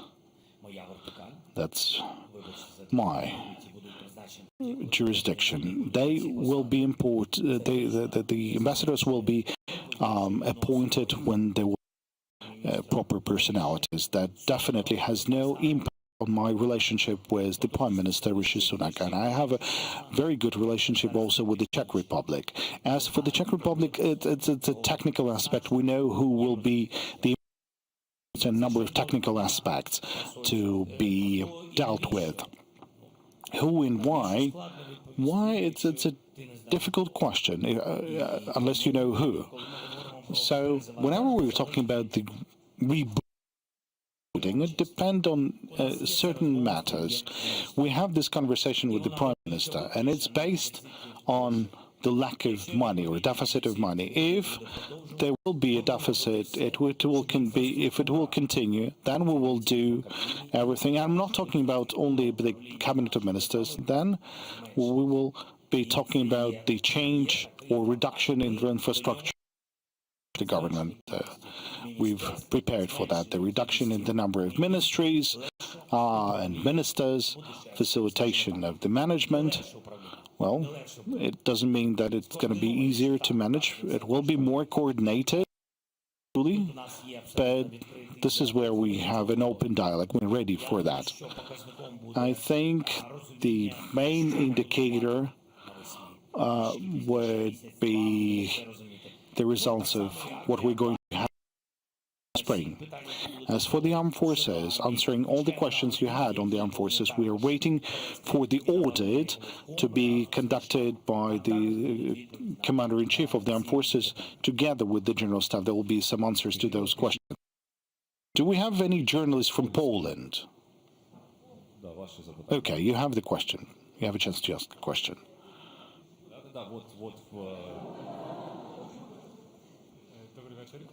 Good afternoon. I'll ask you, what have you felt today when you saw Ukrainian grain for the first time this week being thrown to the earth, to the ground? What Poland has to do to prevent the situations like that in future? Thank you for the question. What have you felt? I don't understand this. I don't understand. Just the same for me. I don't understand as well. It's politics. I don't know. Something to show in the media. what's unpleasant about this? This is widely shown in Russian media. It's bad that we're playing on their side. We're playing with these facts, and I think that's wrong. I mean, in between of us, whenever we're talking about how to stop this, look, it's not something that is taking place on our territory, on the territory of Ukraine, not because I'm comparing us. No. I'm just giving you the fact. It's not happening on the on Ukraine. We have imported Polish products for a total amount of 1.7 billion a year. I mean, we have imported that amount of Polish products. Now, they've been, well, just divide 1.7 by 12, and you can understand that Poland will be losing 150 million per month, and the people would be losing that. Why is that? And we're doing everything possible not to block our the case. I mean, you have to understand there's different people in every society, but on our side, well, the Polish goods are coming, are being imported, and the new government has to deal with that. That's the new government, the new prime minister. I'm not telling him what he should do inside his own country. That's your own right. It's definitely not our story. But as for the international relations with Ukraine, I think that's not right. I mean, throwing the grain on the ground for the fourth time by the week, and I don't know what the security service or the border guards or the police. I think there's an ample lot of opportunities. The only thing lacking is the wish. Thank you. Now BBC.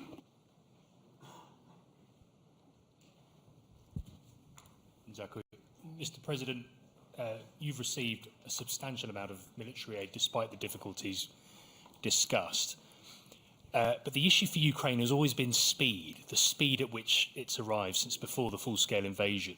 In your words, how frustrated are you by that? Is it hesitancy, which is the main reason behind the failure to curb Russian aggression at the enormous cost that your country is paying?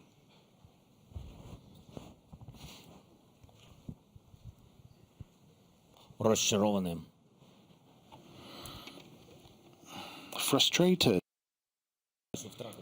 Well, losing time means losing money. That's my biggest frustration. The longer the war, the more are the casualties. That's second thing. And casualties, they can be different. They could be civilian casualties, military casualties. And the more Ukrainians are being deported or taken somewhere to Russia, the longer the war, the more countries are starting to kind of balance, and the time is not in favor for everyone. So what with or frustrated with, I'm grateful for this help to maintain. It's important that this assistance come on time. The war is a technological one, and you're really waiting for some weapons for by the time that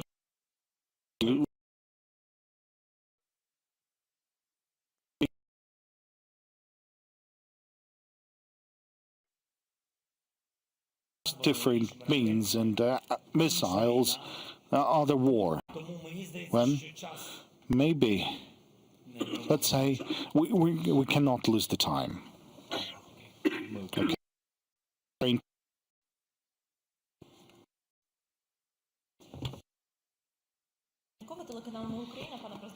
Mr. President, you yourself mentioned the audit of the military, and you issued a respective order 2 weeks ago to the Commander-in-Chief and Minister Rumen. What you expect to see there? What are the deadlines?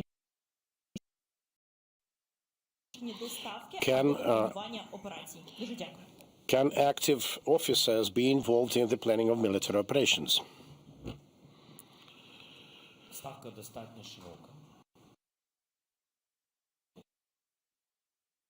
Headquarters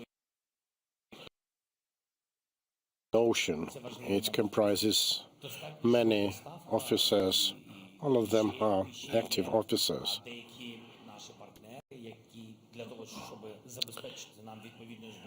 Now,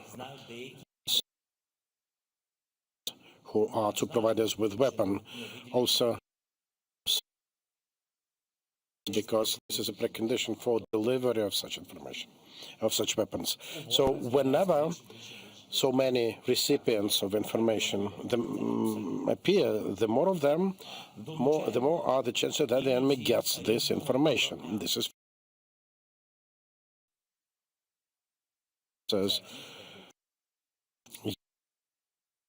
if we speak about Avdiivka, for example, I think you were able to see it when we came out there, and the commander-in-chief, well, he visits every location, every conclusions about things you just mentioned. First of all, it's about reserves and rotation of the military. It should be everything, in order. Full need to have a rest. Many on the front line, how much time they will have to restore their capacities. It's about, relying on that.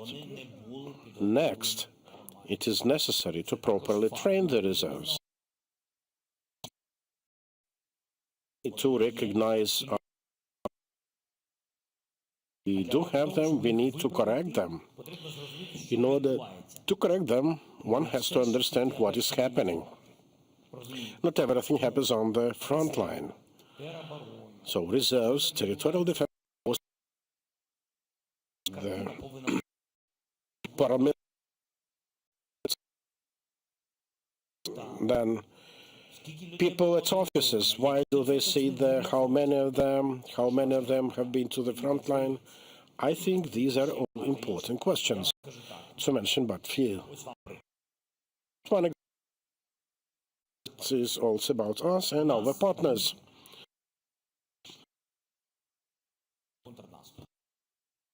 Oh, we had a fistful counteroffensive prepared. Won't give you details as to whereabouts, but I think many know about it. You know how much has been prepared. Until brigade counteroffensive fist remain without agreed, signed, promised. 4 brigades worth of equipment has never reached those servicemen. Can you imagine? They fought in wait for the equipment they've never received. This is not to blame someone, just a matter of understanding. Because of that,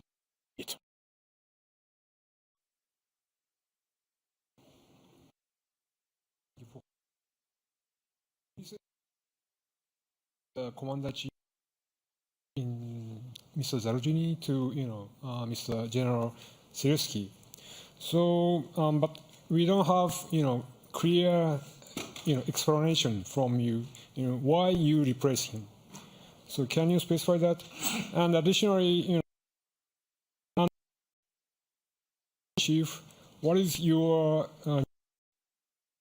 year 2024? You're preparing the counteroffensive, you said. Can you, specify more? Thank you very much. Plan. Well, there is a plan.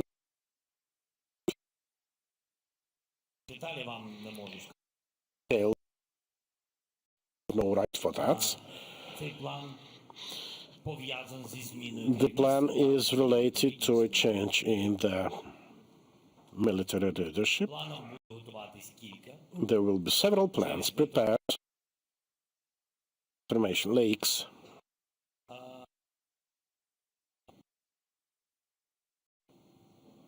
Now to the question on why I replace someone with someone. I think, sorry, this is our internal moment. Sorry.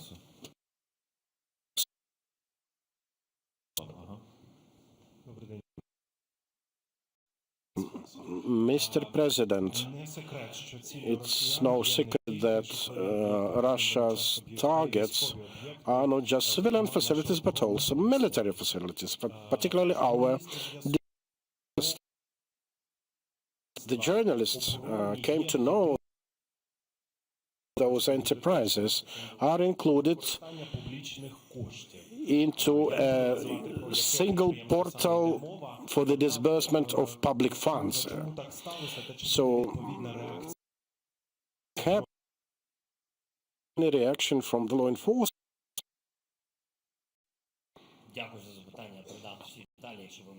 Thank you for your question. If you provide more details to me, I will pass it to law enforcement to information at the moment on that. As you can imagine, there is already a lot of curiosity in Italy about what you said about potential pro-Russians. Do you have any person to name? This is the first question. The second question, is there any EU country you see as a special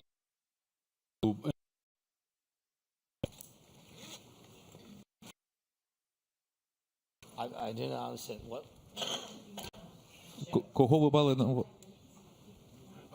Could you please elaborate who you mean under these pro-Russian names? Or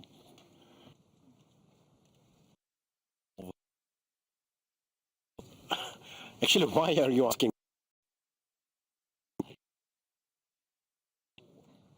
What do you want from me? Really? Help us to help ourselves. Ah, okay. That's another question. Yes. We are preparing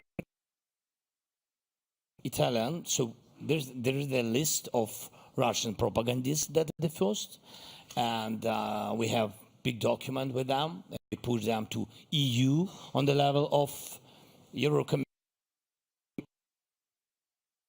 of EU, and also to United States.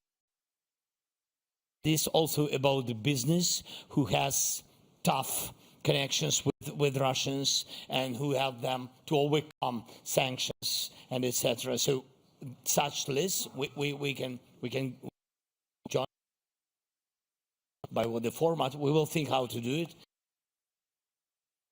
This is right. Right. Okay. Question, I'm sorry. Is there any EU country you see as particularly vulnerable to Russian narrative?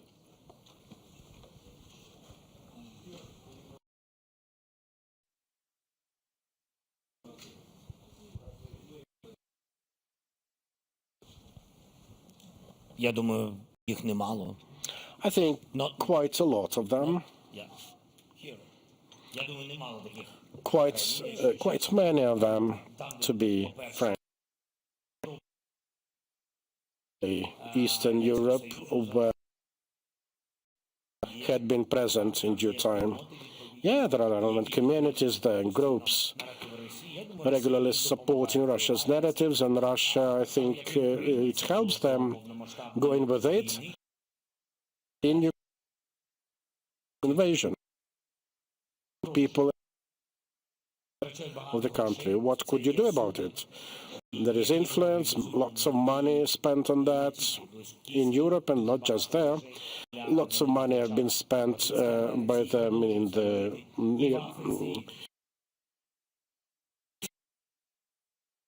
everywhere.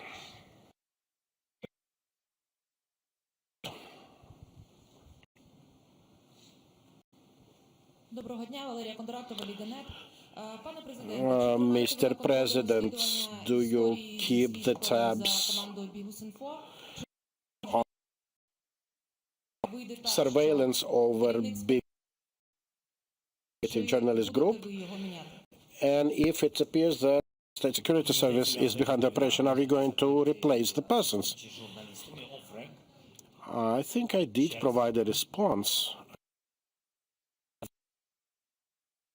Journalists, the management of the state security service of Ukraine, I mean, those dealing with this line of activity, this and that, the manager regarded or hadn't known about that was SSU leader, Mr. Maluk, said he is going to disband the whole unit. This is his business. I don't care who ordered this. Sacked him and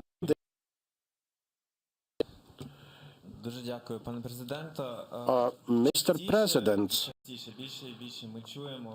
we increasingly hear from the Ukrainian servicemen, particularly in Bakhmut, of properly prepared defense Russians from advancing. So could you tell us more? What has been happening? Are we going to see new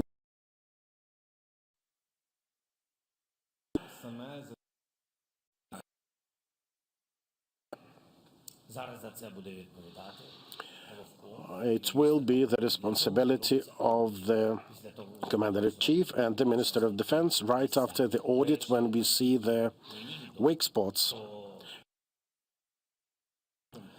in Kupiansk.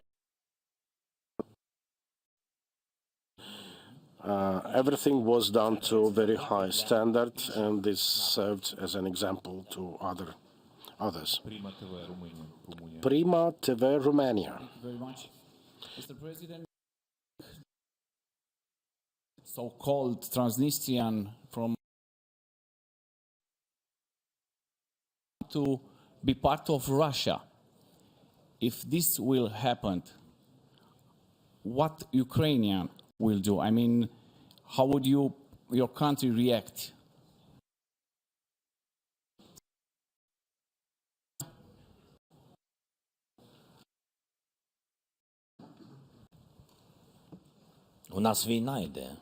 Well, we are at war. First war. We have a war with the Russian Federation. This is point two. Well, there have been no requests to.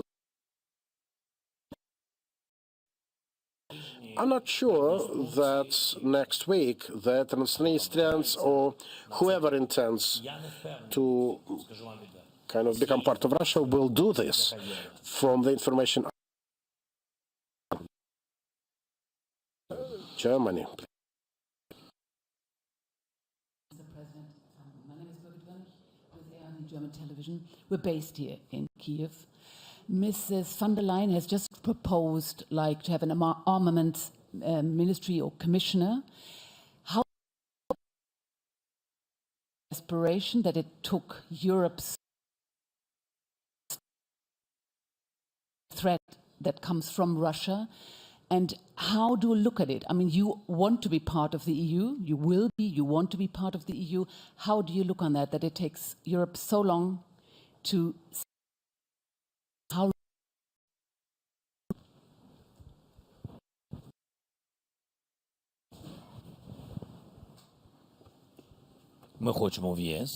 we do want to be a member of the EU. For us, this is a historic choice, a geopolitical one, primarily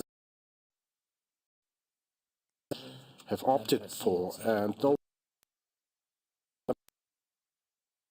it has tried, has never been able to.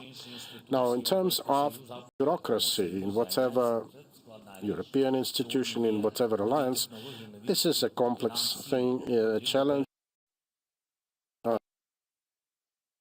to reboot. You know that a lot has been told for quite some time about 1 million artillery shells for Ukraine. I think up to this time we've been able only to get 30%. That they will come to Ukraine. We do not wait for the bureaucracy to kickstart operating. We do our best to produce as much as we can in sufficient numbers, but still we also have a contract, and we, dear colleagues, we think we are going to wrap up in about 10 minutes, not to lose on the dynamics. We start with Armia TV, then BFM. Mr. President, Armia mobilization law recently and prosperity. The military, the message you voiced about people needing rest because they're not made of iron, we can only confirm that.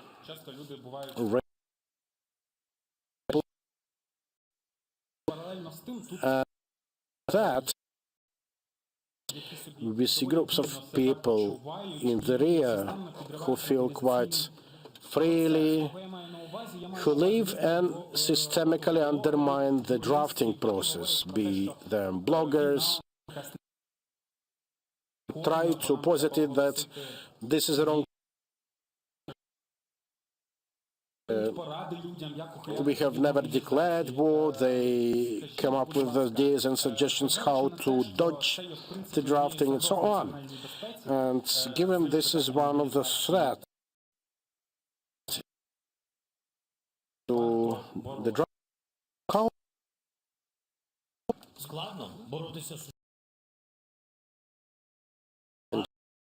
modern technologies. It's a challenge to fight a hybrid war waged by the Russia with its to live through in public have no clear understanding of how it all works. Telegram, TikTok, and all those social media Russia is using. So and done for people to understand. There's freedom of speech here. People can say whatever they want, though it is important to hear those who were to the front line, because we can see different situations. When it is being said some platforms and spreads around with huge money being pumped in on YouTube, elsewhere, it's a challenge to find it.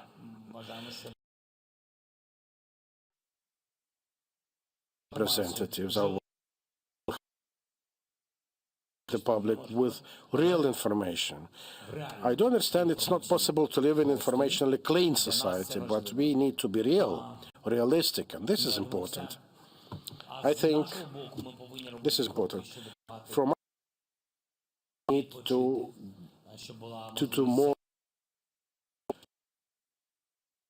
guys on the front line to have rest, to ensure rotation, in order to prepare reserves. It's super important. They find it hard. Some directions are, and now the world is not about morals, it's more about money and other considerations. Yes, there are people sitting in trenches, and dying there and fighting there.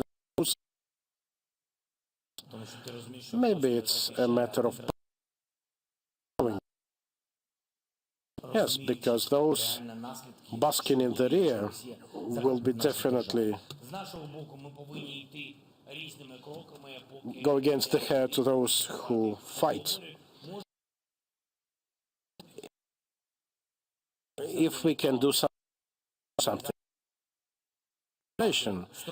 There was an idea to demobilize those regular draftees.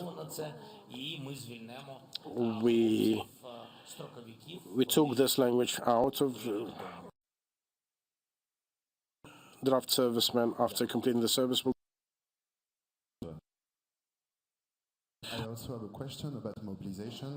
Do you think that the reform you just engaged to reform the rules of mobilization will be enough to recruit 500,000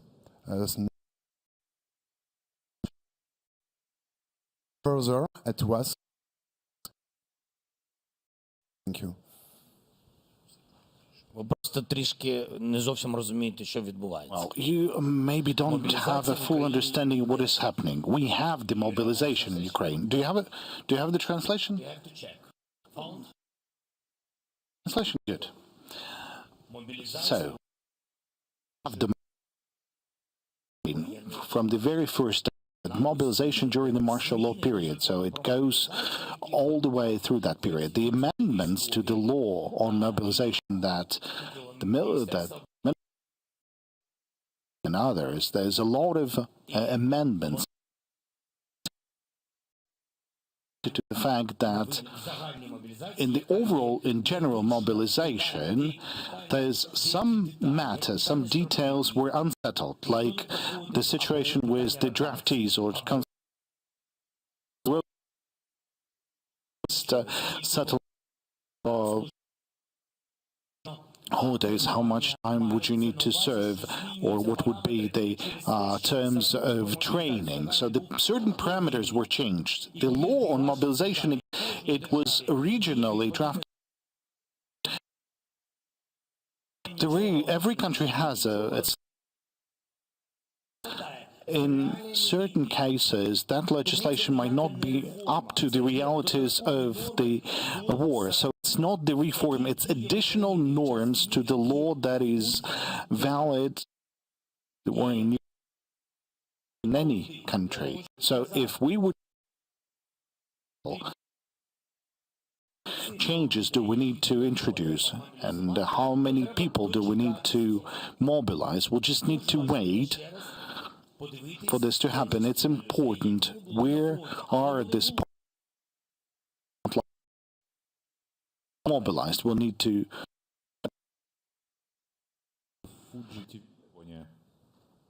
Now, Fuji TV Japan.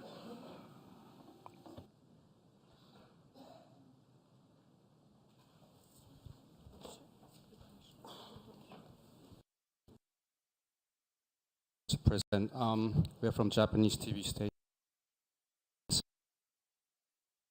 The Russians have been using North Korean weapons and missiles.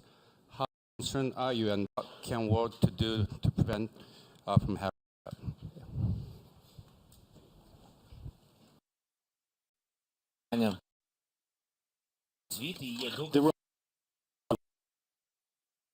Indeed, Russians have been using the artillery from North Korea as well as the missiles, and those missiles were used to attack Ukraine. There are reports and evidence what could be done.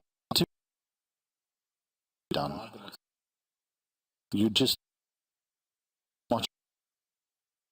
provided to Russia. Well, they were providing that to Russia, and they continue to provide.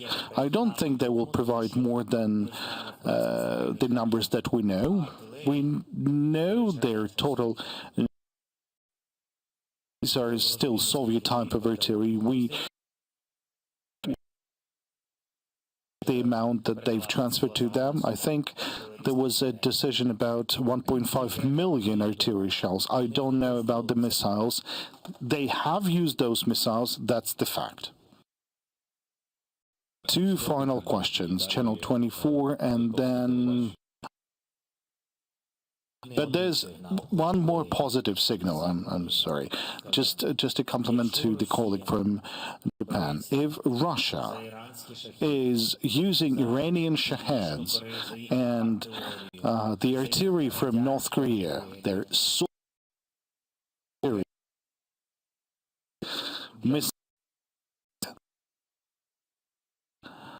this year is a turning year for Russia as well. They're also suffering from a deficit, large deficit. Mr. President, greetings. Ukraine signed security agreement with the UK and Denmark and every single country for 10 years, but none of those countries is ready to take Ukraine's side if there will be repeated invasion. And just recently there was an interview that it was London who considered the possibility of sending their own troops to Ukraine.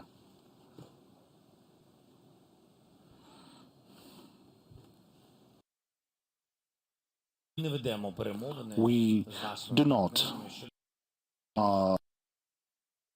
negotiate with our partners sending troops to Ukraine. If Ukraine will be NATO, that would be the most powerful security guarantees. And in this case, we will take. But based. Well, Russia never attempted to attack any of the NATO member nations. Well, commenting the interview of the ambassador, maybe it's hard if maybe he knows that.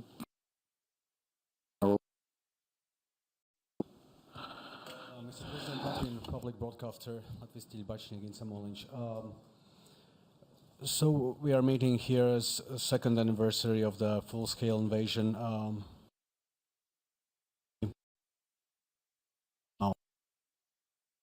Dynamics like this continue, insufficient supply. In what situation, what state do you think Ukraine will meet the next?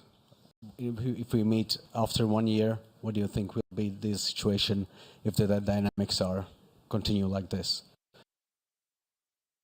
Supplies suddenly become. Unless, of course, you believe that the war will end by that time, but it's probably going to continue. So, thank you. Дякую. Paldies.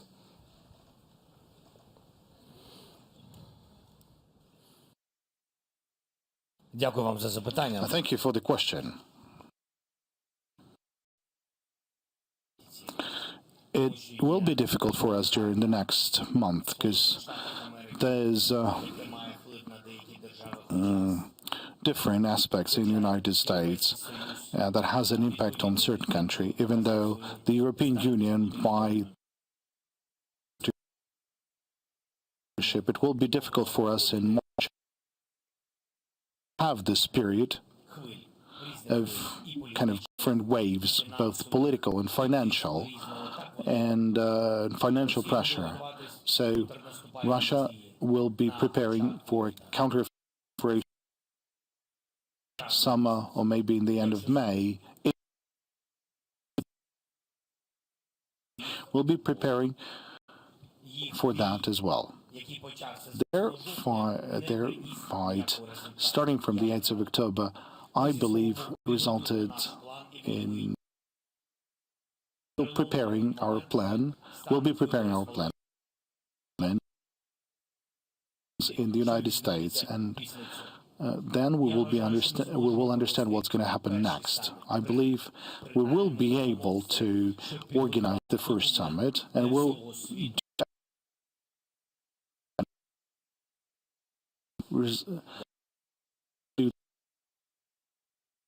it has to end with a fair peace for all of us.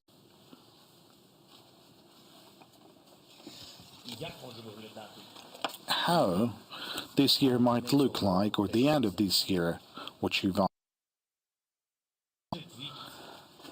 it depends.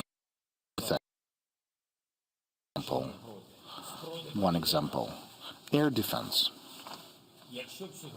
If Ukraine, or today, or in the next month, I can give you one example, and you understand. 10 industrial centers of Ukraine. Now, I'm not going to tell you exactly which of them am I talking about? If we would be able to use those systems, they wouldn't be able to approach. Would destroy their defensive perimeters. That's 10 Patriots. That would radically change the situation. I'm not talking just about Patriots. I don't kind of solving it all. This is just an example. Like 2 or 3 more examples, and that would put an end to their defense. So then you can give an answer to your question, like why Ukraine still doesn't have. Maybe not everyone needs that. Maybe not everything is possible. Or this is something we're still yet to see. That's it. And that has a like, okay, dear colleague. But that was positive, because I could have a different answer. That was positive, you know. It's clear where we're going to, what are we talking about our partners, what are we pressing upon, and okay, so at this positive, we'll have an end to this press conference. Thank you.